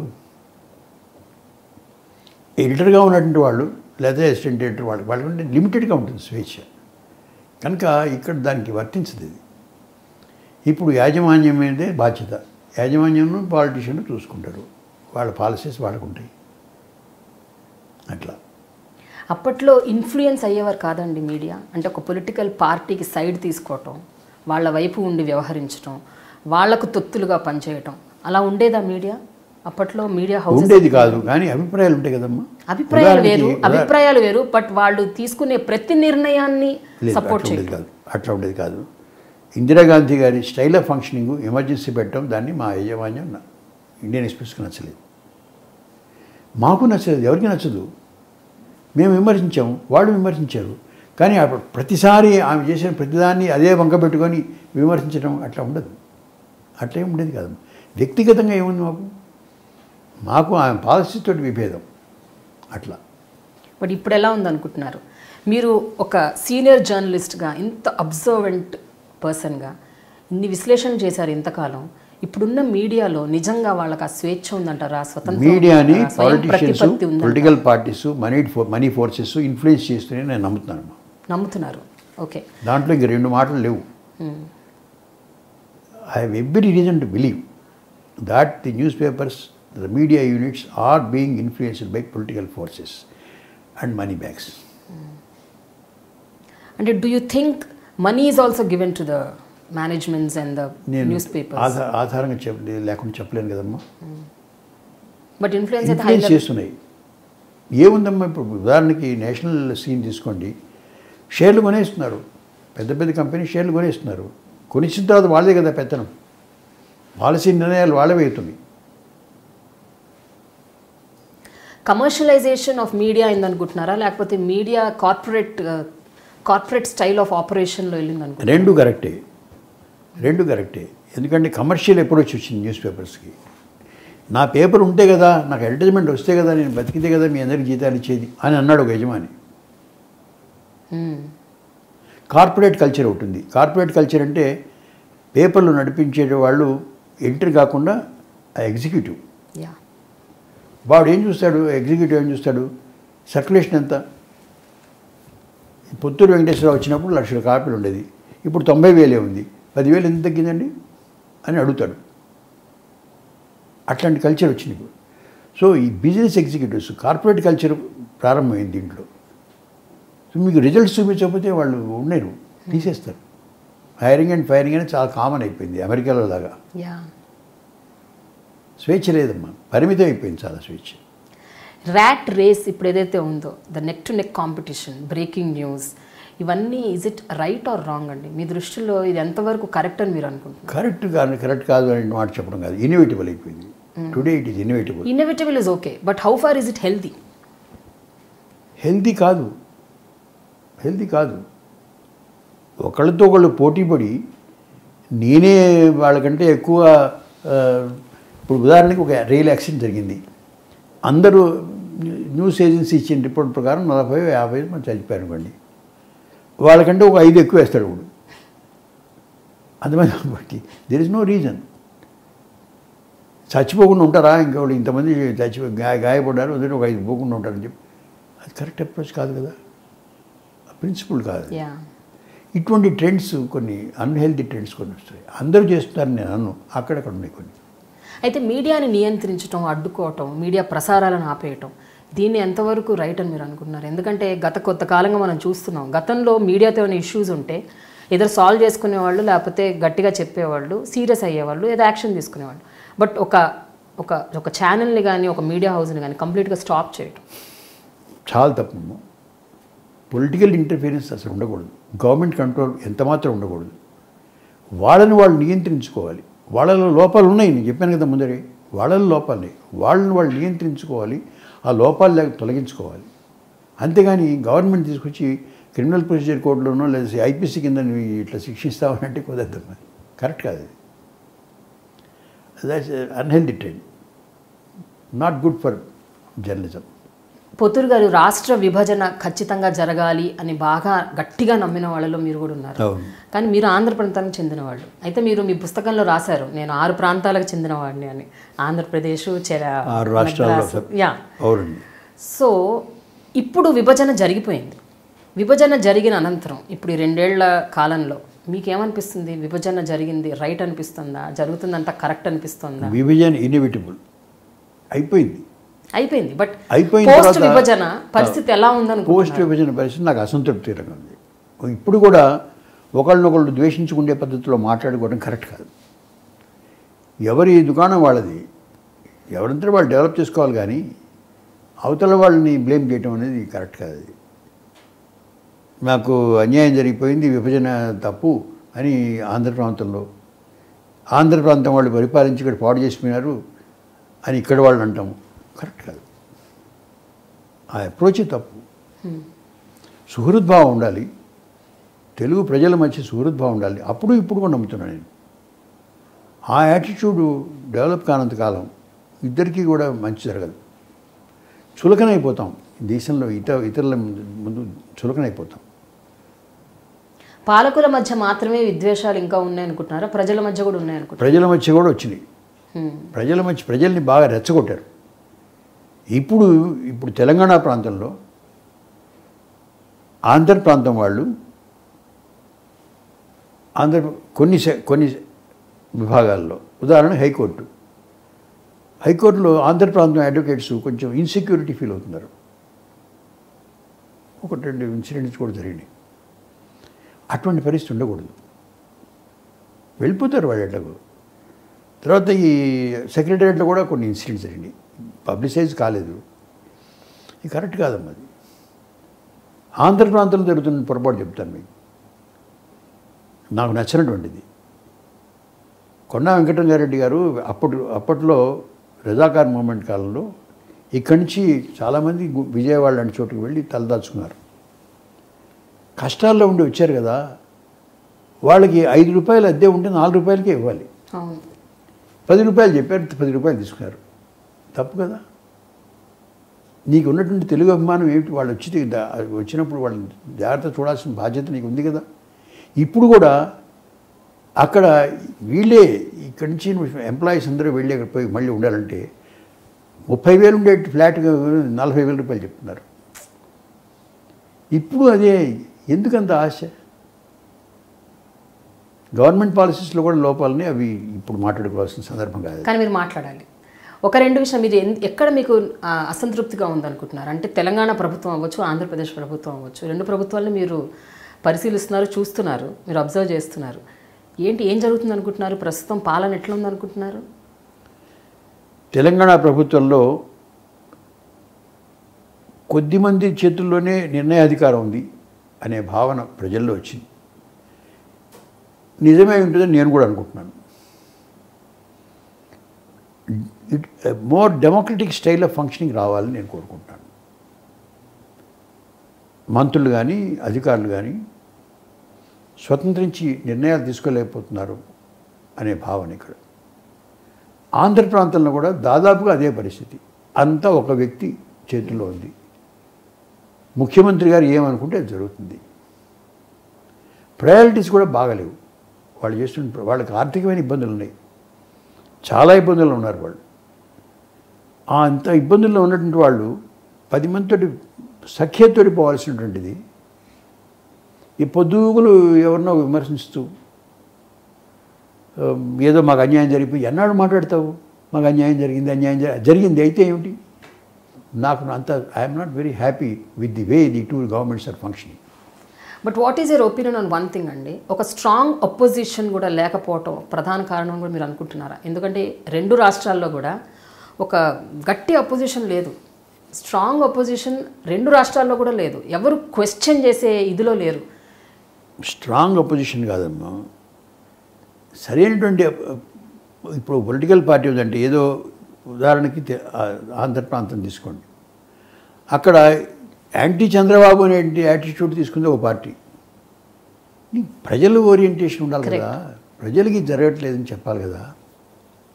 లేదా నేను ముఖ్యమంత్రి కావాలి అందుకే నేను ఈ పార్టీ పెట్టినాను, ఈ యాటిట్యూడ్ కరెక్ట్ కదా. కమ్యూనిస్ట్ పార్టీస్ ఉన్నాయి, నాకు వాళ్ళ మీద చాలా హోప్ ఉండేది. వాళ్ళు కొట్టుకొని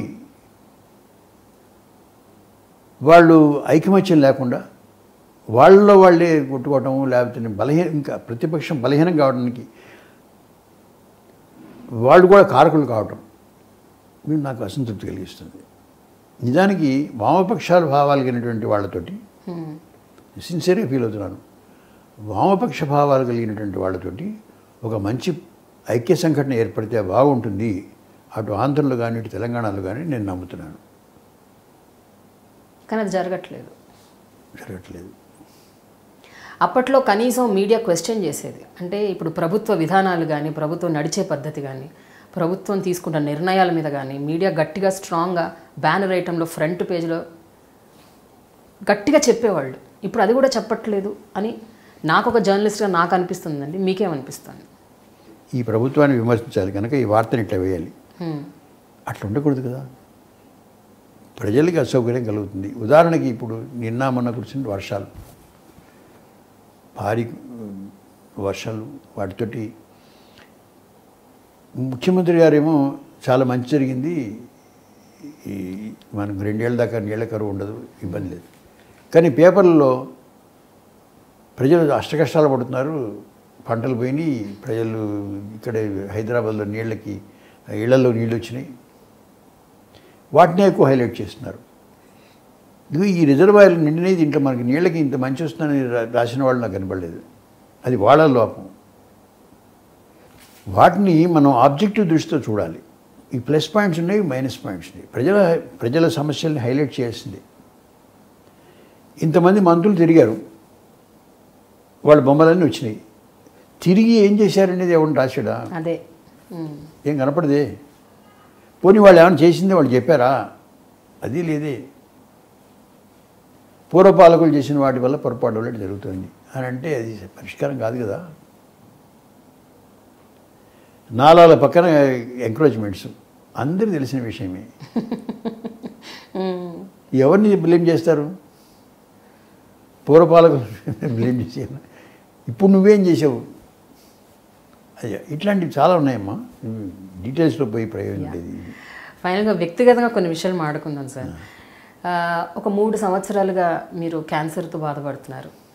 అయితే ఆ వ్యాధి మీకు సోకింది అని తెలుసుకున్న క్షణం మీరు ఇమీడియట్ ఇమోషనల్ స్టేటస్ ఎట్లుంది sir? What was your reaction?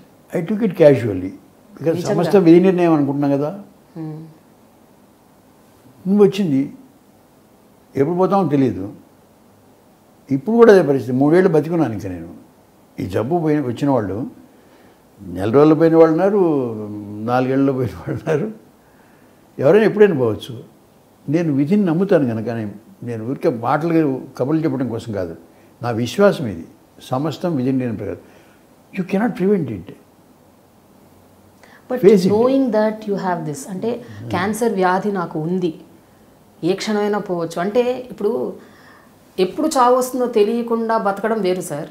చావు వస్తుంది, ఏ క్షణమైనా వస్తుంది. ఇప్పుడు రేపు రావచ్చు, ఈ క్షణం రావచ్చు అని అనుకున్నప్పుడు ఆ మెంటల్ స్టేటసే డిఫరెంట్ ఉంటుంది. I don't know. నాకు మాత్రం అదే అటువంటిదే ఉంది. పోతే పోతాను, ఏం ఇబ్బంది ఏం లేదు. I'm ready for departure. Family పట్ల కొన్ని బాధ్యతలు ఉండే, అవి కొన్ని పూర్తి చేయాల్సి ఉంటాయి. That is all. మీ దృష్టిలో మరణం అంటే ఏంటి సార్? బికాజ్ మీరు చాలా హైలీ స్పిరిచువల్ అని నాకు తెలుసు. But people are really scared of death. అంటే డెత్ ఏ రూపంలో వస్తుంది? భయం. భయం అనేది ఉంటుంది సహజం. ఆహార నిద్ర భయమైథునాలు సహజం అని అంటారు కదా. భయం అందుట్లో ఒకటి, అది ఉంటుంది. కానీ దాన్ని కాంకర్ చేయొచ్చు. నాకైతే ఆ భయం లేదు. ఎందుకంటే నేను నమ్ముతున్నాను కనుక. Everything is predestined. It happens. One day it will happen. How soon we don't know. That is all. Family కూడా రికన్సైల్ అయినారు. ఇన్నేళ్ల ఒక జర్నలిస్ట్ జీవితంలో, ఒక కెరియర్లో మీరు సంపాదించుకుంది ఎంత? కీర్తి ప్రతిష్టలు పక్కన పెట్టండి. జనరల్గా ప్రపంచంలో మామూలుగా అందరిలో ఒక ఒపీనియన్ ఏమిటంటే most corrupt people in the world ఎవరంటే 3. ఒకళ్ళు రాజకీయ నాయకులు, ఇంకోళ్ళు జర్నలిస్టులు, ఇంకోళ్ళు పోలీసులు, బ్యూరోక్రాట్లు అని ఒక ఒపీనియన్, జనరల్ ఒపీనియన్ మైండ్లో అందరిలో ఉంది. దీన్ని మీరు ఎంతవరకు నిజం అని నమ్ముతారు? మీ విషయానికి వస్తే అది ఎంతవరకు కరెక్ట్? అంటే అన్ని మీరు నిజాలు చెప్తున్నారు కాబట్టి, పుస్తకంలో కూడా అన్ని నిజాలు రాశారు. ఇప్పుడు కూడా కరప్ట్ కావాల్సినటువంటి పరిస్థితులు రాలేదు. నాకు అవసరం కూడా లేదు. నేను ఎవరిని చేయి ఆపలేదు. నాకు డబ్బులు ఇమ్మని ఎవరిని అడగలేదు, రాజీ పడలేదు. ఇంకా ఇతరుల గురించి నేనేం చెప్పగలనమ్మా? ఎవరి సంగతులు వాళ్ళకి తెలుస్తాయి. నా సంగతులు నేను కరప్ట్ కాకుండా జీవించాలని అనుకుంటున్నాను. నేను ఎవరన్నా నన్ను పాయింట్అవుట్ చేసి నువ్వు కరప్ట్ ఫెలో అని నన్ను అనవడం ఎవరు లేడు. అటువంటి అకేషను లేదు. అంటే మీరు అడగకపోవటం వేరు. ఒక్కోసారి సందర్భాలు ఎట్లొస్తాయి అంటే మీరు ఎడిటర్గా పనిచేశారు కాబట్టి మీ దగ్గరకే వచ్చి ఇస్తాము అనేవాళ్ళు కూడా ఉంటారమ్మా, ఉంటారు. ఎప్పుడన్నా ఉదాహరణకి నేను చీఫ్ ఎడిటర్ ఉదయం ఉన్నప్పుడు మా వార్త ఆపమన్నారు. నా రూమ్ బయటకు వచ్చి వాళ్ళతో మాట్లాడుతూ అతన్నాడు, డబ్బులు కావాలంటే ఇస్తామండి, పోలీసు వాళ్ళకి ఇవ్వట్లేదా? చెప్పండి ఆపండి, ఇన్ని లక్షలు కావాలంటే ఇచ్చేస్తాం, ఎందుకు మాకు వ్యతిరేకంగా మాకు వ్యతిరేకంగా రాస్తున్నారు అని అంటే కొడతాడే ఆయన, ఇంటికి వెళ్ళిపో అని చెప్పి వాళ్ళు పంపించేశారు అని విన్నా. తర్వాత నాకు తెలియదు. అట్లాంటి వాళ్ళు ఉంటారు ఇచ్చేవాళ్ళు. నాకు అట్లాంటి అవసరం లేదు. నేను I'm very happy with what I'm. ఉన్నదేదో అనాన్ని లేకుండా ఎప్పుడు లేదు, ఉన్నదంతా సంతృప్తి పడ్డాం. నేను కానీ నా భార్య పిల్లలు కానీ. నేను ఉద్యోగం మానేసినప్పుడు 10,000 రూపాయల నుంచి ఆదాయం 5,000 రూపాయలు ఒకసారి తగ్గుతుంది. నా భార్య అంది, తగ్గించుకుంటామండి, మీకు హాయిగా లేకపోతే మానేసేయండి, 4 ప్యాకెట్ల బదులు 2 ప్యాకెట్లు తీసుకుంటాం పాలు, మనకేం ఇబ్బంది లేదు. పిల్లలు కూడా ఏమి అది కావాలి సినిమాలు పోతామని ఎప్పుడు అడిగేవాళ్ళు కాదు.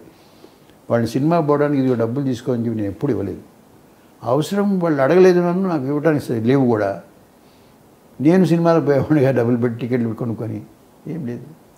కానీ పొత్తూరి గారు, పియర్ ప్రెషర్ అనేది ఒకటి ఉంటుంది. చుట్టుపక్కల వాళ్ళు వివత్సంగా సంపాదిస్తుంటే, వాళ్ళు చాలా ఈజీ మనీకి అలవాటు పడుతుంటే, మేడలు మిద్దలు కట్టుకుంటూ ఉంటే, ఆస్తుపాస్తులు ఆర్జించుకుంటుంటే, ఎప్పుడు మీరు అయ్యో నేను ఇలా చేయలేకపోయానేంటి అనిపించలేదమ్మా. అట్లా నేను అనిపించలేదు ఎప్పుడు కూడా. కానీ ఒక మాట చెప్పాలి, నేను కరప్ట్ కాదని నేను చెప్పడం అనేది సొంత గొప్ప చెప్పుకున్నట్టుగా ఉంటుంది. ఎవరన్నా చెప్తే నువ్వు కరప్ట్ ఫెయిల్ అయ్యి అని ఎవరన్నా చెప్తే అటువంటి సందర్భం ఏమైనా ఉంటే మీరు చెప్పండి నాకు. నేను ఎప్పుడు నాకు కరప్ట్ కావాల్సిన అవసరం రాలేదు. నాకు ఉన్నదాంతో నేను సంతృప్తిగా జీవించాను. లేని దానికోసం ఆశపడలేదు. ఉద్యోగాల కోసం కూడా నేను ఎవరిని అడగలేదు, వాడంతనే వచ్చినాయి. నేను ఉద్యోగం మానుకున్న తర్వాత ఎప్పుడో ఒకసారి చంద్రబాబు గారు పిలిచి నాకు chairman of the press academy ఇచ్చారు. ఆయన పిలిచి ఇచ్చారు, నేను అడగలేదమ్మా ఆయన. నాకు ఫలానా ఉద్యోగం కావాలని అడగలేదు, ఇచ్చాడు, సంతోషం చేశాం, అంత మటుకే. అంతేగాని నేనుగా ఎవరిని ప్రాధేయపడలేదు, అవసరం రాలేదు, రాకూడదని ఇప్పుడు జీవితంలో ఇక్కడ దాకా ఈ స్థాయికి వచ్చిన తర్వాత ఎప్పుడు ఉద్యోగాలు కూడా నేను ఎవరిని అడగలేదు. మొట్టమొదటిలో ఆంధ్రజనతో చేరేటప్పుడు అడిగాను నాకు ఉద్యోగం కావాలని. మిగతావన్నీ వాటించలేవి రావటమే. ఈనాడు కానివ్వండి, ఆంధ్రప్రభ కానివ్వండి, ఉదయం కానివ్వండి, డెక్కన్ రానికల్లో కానివ్వండి, ఆంధ్రభూమిలో పనిచేశాను న్యూస్ ఎడిటర్గా. వాళ్ళు పిలిస్తే వెళ్ళాను, నేనుగా వెళ్ళింది కాదమ్మా. నాకు అవసరం రాలేదు. ఇబ్బందులు పడ్డాం ఆర్థికంగా, కానీ నా థ్యాంక్స్ టు మై ఫ్యామిలీ నేను ఎప్పుడు కూడా అయ్యో ఇబ్బంది పడుతున్నామే అని బాధపడలేదు.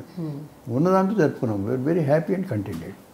మీ లైఫ్ ఇంత అద్భుతంగా ఒక పద్ధతి ప్రకారం వెళ్ళి ఈరోజు ఒక స్థితికి వచ్చి ఇంత అంటే అందరిలో చాలా గొప్పవారు పొత్తూరి వెంకటేశ్వరరావు గారు అంటే not just a journalist, is a great human being అని అనుకునేలాగా మీ లైఫ్ ఇంత గొప్పగా సాగిందంటే అందులో 101% మీ ఆవిడ పాత్ర రోల్ ఉంటుందని నేను అనుకుంటున్నాను. ఫ్యామిలీ మొత్తం పాత్ర ఉందమ్మా. నాకు అది కావాలని ఇది కావాలని ఎప్పుడు అడగలేదు. నేను డబ్బు లేనప్పుడు నా సొమ్ములు అమ్మాను, నా తల్లి సొమ్ములు అమ్మాను. బంగారపు నగలు అమ్మటం ఎవరిని ఆడవాడు ఇవ్వడం అంటే సంకోచిస్తారు. ఏనాడు సంకోచించలేదు. ఇప్పుడు ఆమె ఒంటి మీద ఏమీ ఆమె పుట్టింటి నుంచి వచ్చినప్పుడు ఉన్నట్టు నగలు ఏమీ లేవు. లేవనంటే ఎప్పుడు కంప్లైంట్ చేయలేదు, ఎప్పుడు లేదు పాపం ఆమె ఎప్పుడు కూడా. తర్వాత ఇది కావాలి అనే మాట లేదు ఎప్పుడు కూడా. ఇది కావాలి నాకు, ఫలానా చీరలు కావాలి, ఇంకో ఇది కావాలి, ఎప్పుడు లేదు. మేము ఉన్నదాంతో జరుపుకున్నాం. అది కేవలం నా భార్య, మా తల్లి, పిల్లలు కూడా. నేను సినిమా పోవాలి, డబ్బులు కావాలి ఎప్పుడు అడలేదు, హోటల్కి పోవాలి కావాలని ఎప్పుడు అడలేదు. కనుకనే నేను హాయిగా జీవించగలిగాను. నా వృత్తి తప్పితే చదువుకోవడం తప్పితే ఇంకేమీ తెలియదు. వ్యవహార దక్షత నిజంగా లేదు నాకు. అట్లా నష్టపోయాను కూడా. నేను పుస్తకంలో రాసింది కూడా అదే. నా వల్ల ఇతరులు నష్టపోకూడదు అని కూడా నేను కోరుకుంటాను. ఆ క్రమంలో మీరు చాలా సందర్భాలు నష్టపోయారు, అన్ని రకాలు నష్టపోయాను. ఇప్పటికి కూడా మీరు పుస్తకాలు చదువుతారంట, అది కూడా కనిపించకపోయినా 6 to 8 hours చదువుతాను అన్నమాట ఇప్పుడు కూడా. Every day. లేకపోతే నాకు వేరే పని లేదు కదా. ఎవరన్నా ఫ్రెండ్స్ వస్తే మాట్లాడటం, మిగతాది పుస్తకాలు చదువుకోవటం. మీరు చేసిన రచనలు కూడా ఎక్కువ ఆటోబయోగ్రఫీస్ ఉన్నాయి మోస్ట్లీ. అంటే పివి నరసింహారావు గారు అవ్వచ్చు, లేకపోతే కాశీనాథ నాగేశ్వరరావు గారు, సో వెంకటాద్రి నాయుడు కాదమ్మా, వేరే కూడా ఉన్నాయి. బాగా హైలైట్ అయినా ఇవ్వనుకుంటా. తెలుగు పత్రికల చరిత్ర చాలా కష్టపడి పనిచేసాను కదమ్మా. అది చాలా 10-20 సంవత్సరాలు సేకరించినటువంటి సమాచారం. తర్వాత పారమార్థిక పదకోశం రాశాను. యూనిక్ అనమాట. ఇది ఎవరు ప్రయత్నం చేయలేదు. 3 అన్ని రిలీజియన్స్, మేజర్ రిలీజియన్స్ కవర్ చేశాను నేను ఆ పదాలని కూడా. దానికి నేను ఒక 20 సంవత్సరాలు ఈ పారమార్థిక సంబంధమైనటువంటి పుస్తకాలు చదవటం వల్ల నాకు తెలిసింది. వీళ్ళని అడిగి తెలుసుకొని రాశాను. నేనేం పెద్ద పండితుని కాను, సంస్కృతం చదువుకోలేదు, ఇప్పుడు చదువుకుంటాను. 82 సంవత్సరాలు, 83వ ఏట నేను learning Sanskrit. I'm learning Sanskrit. Wow. Balabodhini పెట్టుకొని చదువుకుంటున్నాను ఇప్పుడు నేను. ఇప్పుడు కొద్దిగా మాట్లాడగలిగిన స్థితి కొంచెం ప్రవేశించాను. కానీ ఎలా సాధ్యం సార్? అంటే ఒక స్థితికి వచ్చేసరికి ఒక రకమైన వైరాగ్యం వచ్చేస్తుంది. ఇంకేముందిలే, జీవితం అంతా అయిపోయింది, ఇంకా ఏం. నిజమే, దానికి దీనికి సంబంధం లేదని నాకు అనిపిస్తుంది. అట్లేమీ అనిపించదు. చచ్చిపోయే ముందు కూడా చదువుకుంటూ ఉండొచ్చు. ఎంత చదువుకుంటూ ఇంకాసేపు ఇట్లా పోతాం అనుకున్నప్పుడు కూడా అప్పటిదాకా పుస్తకం చదువుకుంటూ పోయిన వాళ్ళు లేరు, ఉంటారు. దానికి దీనికి సంబంధం లేదు. విచ్ ఇస్ క్యాజువల్ అంతే. బట్ ఒక విషయం చెప్పండి సార్, ఒక చిన్న ప్రాబ్లం అరైజ్ అవుతే, ఒక చిన్న ఇష్యూ ఫేస్ చేస్తే ఎంతోమంది ఈ రోజుల్లో డిప్రెషన్కి లోన్ అవుతున్నారు. అయిపోయింది నా లైఫ్, ఇంకా చావు ఒక్కటే మార్గం అనేసి సూసైడ్ చేసుకుంటున్నారు. అలాంటి వాళ్ళకి మీరు ఏం చెప్తారు? అంటే మీ లైఫే ఒక example. You have seen lots of ups and downs and now you know that you're dying. అంటే అంటే చాలామందికి తెలియదు, బట్ మీకు తెలుసు. సో తెలిసి ఆ స్థితిలో ఉన్నారు మీరు. ఎంతోమంది ఇట్లాంటి పరిస్థితులు ఎదుర్కొంటున్నప్పుడు మహా డిప్రెషన్కి లోనై చనిపోవాలనుకుంటారు. అది కరెక్ట్ కాదని నేను చెప్పినా కూడా వాళ్ళు మానుకోరు. కానీ కరెక్ట్ కాదు. వాళ్ళకి పాజిటివ్ థింకింగ్ నేర్పాలమ్మా. ఇనిబిటబుల్ అనేవి కొన్ని ఉంటాయి. లైఫ్లో కష్టాలు వస్తే ఫేస్ చేయాలి. ఇవాళ నా జీతం 100 రూపాయల బదులు 50 రూపాయలు ఉందనుకోమ్మా, దాంతో నేర్చుకోవాలి, దాంతో జరుపుకోవడం, అడ్జస్ట్ అయిపోవాలి. అయ్యో నాకు అది లేదే ఇది లేదే అనుకుంటే కుదరదు. నేను ఎడిటర్గా బస్సులోనే ప్రయాణం చేశాను, ఓ న్యూస్ పేపర్ ఎడిటర్గా. నాకేం బాధ అనిపించలేదు, అవమానం ఏం లేదు. ఈ ధోవతి కట్టుకుంటే బస్సుకు పరిగెత్తుకుంటూ బస్సు క్యాచ్ చేయడం కష్టం అనుకొని ప్యాంట్ షర్ట్ వేసుకొని తిరిగి వెళ్ళేవాళ్ళం. నాకు ఇష్టమైంది ఇవి కూడలు. కానీ పంచె కట్టి బస్సు కోసం పరిగెత్తాలంటే కష్టం కదా, ఇవి ప్యాంట్ షర్ట్ వేసుకునేవాళ్ళం. అంతేగాని బస్సులో పోవడం తప్ప నేను ఎప్పుడు అనుకోలేదు. నాకు అదే అవకాశం. ఏమీ లేకపోతే నడుచుకుంటూ వచ్చేవాళ్ళం. డెక్కన్ రానికల్ ఆఫీస్ నుంచి ఇంటికి నడిచిపోయిన అర్ధరాత్రప్పుడు డ్యూటీ చేసుకొని ఇంటికి నడిచిపోయిన సందర్భాలు చాలా ఉన్నాయి. ఇక్కడ కూడా నేను దాంట్లో రాశాను, నేను పుస్తకంలో కూడా రాశాను. మాస్కో నుంచి వచ్చిన రోజున తెల్లవారుజామున ఎస్కార్టెడ్ ఫ్లైట్స్, మొరార్జీ దేశాయ్ గారితో కూడా వచ్చాము. ఎస్కార్టెడ్ పక్కన సోవియట్ జెట్ ఫైటర్స్ ఉన్నాయి, అవి ఎస్కార్ట్ చేసినాయి. ఇరాన్ దగ్గరికి వచ్చిన తర్వాత వాటితో వెళ్ళిపోయి మేము ఢిల్లీ వచ్చాము. ఢిల్లీ నుంచి మళ్ళీ ఫ్లైట్లో వచ్చాను. ఆ రోజు రాత్రి డ్యూటీ చేసుకునేటప్పుడు 2 అయిపోయింది. వెళ్ళేటప్పుడు ఆటోలు లేవు, రిక్షాలు లేవు. టిఫిన్ క్యారియర్ బుధాన్ని వేసుకొని నడుచుకుంటూ ఇంటికి వెళ్ళి, ఇదిరా నీ లైఫ్. పొద్దున్న ఫ్లైట్లో ప్రైమ్ మినిస్టర్తో పాటు వచ్చావు, పెద్ద పెద్ద జర్నలిస్టులు పక్కన ఉన్నారు, కబుర్లు చెప్పుకున్నాము. చాలా రైట్, ఇదిగో ఈ టిఫిన్ క్యారియర్ బుధాన్ని వేసుకొని నెత్తుకుని ఇది రియల్ లైఫ్, ఇదే మనకు. కానీ నిజం చెప్పండి సార్, గుండె మీద చేసుకొని ఎన్నడూ లైఫ్లో మీరు డిప్రెస్ అవ్వలేదా? ఎన్నడూ కన్నీళ్ళు పెట్టుకోలేదా? ఎన్నడూ బాధ? కన్నీళ్ళు చాలాసార్లు పెట్టుకున్నానమ్మా. కన్నీళ్ళు పెట్టుకుని, కానీ డిప్రెషన్ వాళ్ళకి మాత్రం కాదు. కన్నీళ్ళు పెట్టుకోవడానికి కారణం బాధలు, శరీర బాధలు కూడా. శరీర బాధ భరించలేనప్పుడు కన్నీళ్ళు వస్తాయి. రాలేదని ఎట్లా చెప్తున్నా అబద్ధం. నాకు ఇతరుల వాళ్ళు కూడా వస్తాయి. నాకు ఇతరులు బాధపడేటప్పుడు కూడా వస్తాయి. నేను నా చిన్నప్పుడు నా తల్లి తలనొప్పితో బాధపడుతుంటే చూడలేక బయటికి వెళ్ళిపోయేవాడిని. ఎవరింట్లోనే పడుకునేవాడిని, చూడలేకపోవడం. అది వస్తే ఇతరుల బాధ చూసినప్పుడు కూడా, దారిలో పోతున్నప్పుడు కూడా ఎవరన్నా ఏదన్నా ఇదైతే కొంచెం బాధ కలుగుతుంది, కళ్ళమ్మ నీళ్ళు వస్తాయి. దానికి దీనికి మిగతా డిప్రెషన్కి సంబంధం లేదు. జనరల్గా ఒక కామెడీ, ఒక హ్యూమర్ ఉందండి. ఏ ఉద్యోగానికి పనికిరానివాడు, ఏ చదువు రానివాడు ఎందుకు పనికిరానివాడు జర్నలిస్ట్ అవుతాడు అని. అంటే చాలామంది, నేను కూడా టీవీ9లో టీవీ5లో పనిచేసిన టైంలో నా దగ్గరికి వచ్చి, ఏమ్మా మా అబ్బాయి అసలు ఏమీ చదువుకోవట్లేదు, వాడికి ఏమీ చదువు రాదు, నీ దగ్గర ఎక్కడన్నా పెట్టుకో అన్న పనికి వస్తాడేమో అని అనేవాళ్ళు. నేను తర్వాత మీ పుస్తకంలో కూడా చదివాను, ఇలాంటి సంఘటన ఒకటి మీరు కూడా ఫేస్ చేశారని. సో దాని గురించి చెప్పండి సార్. అసలు ఏంటి, అంటే ఏం జరిగింది ఆ రోజు? నేను వ్యాయామం చేసిన వాడిని. ఆ రోజుల్లో చదువుకున్న రోజుల్లో వ్యాయామం చేసి హెల్త్ కోసమే, ఎవరిని కొట్టడానికి ఇట్లాంటివి ఏమి కాదు, దౌర్జన్యం బదులు కావు. చూసేవాళ్ళు మాత్రం వీళ్ళు రొమ్మెరుచుకొని తిరుగుతున్నారు అనుకునేవాళ్ళు. నేను ఆంధ్రప్రదేశ్ పెట్టుగా ఉన్నప్పుడు ఒక ఆయన వచ్చాడు, మాకేదో బంధువులని కూడా చెప్పాడు. ఏం బంధువో ఎట్లా బంధువో నాకు తెలియదు. మీకు చాలా సంతోషం, ఎందుకు పనికి రాకుండా తిరిగేవాడివి నువ్వు, పనికి మళ్ళీ రౌడీలాగా తిరిగేవాడివి, నేను ఎప్పుడు రౌడీలాగా తిరగలేదు, వ్యాయామం చేసిన వాడిని నిజం అన్నా నేను. నేను చూసేవాడిని కదా బజార్లో పడి రొమ్ము వేసుకొని తిరిగేవాడి.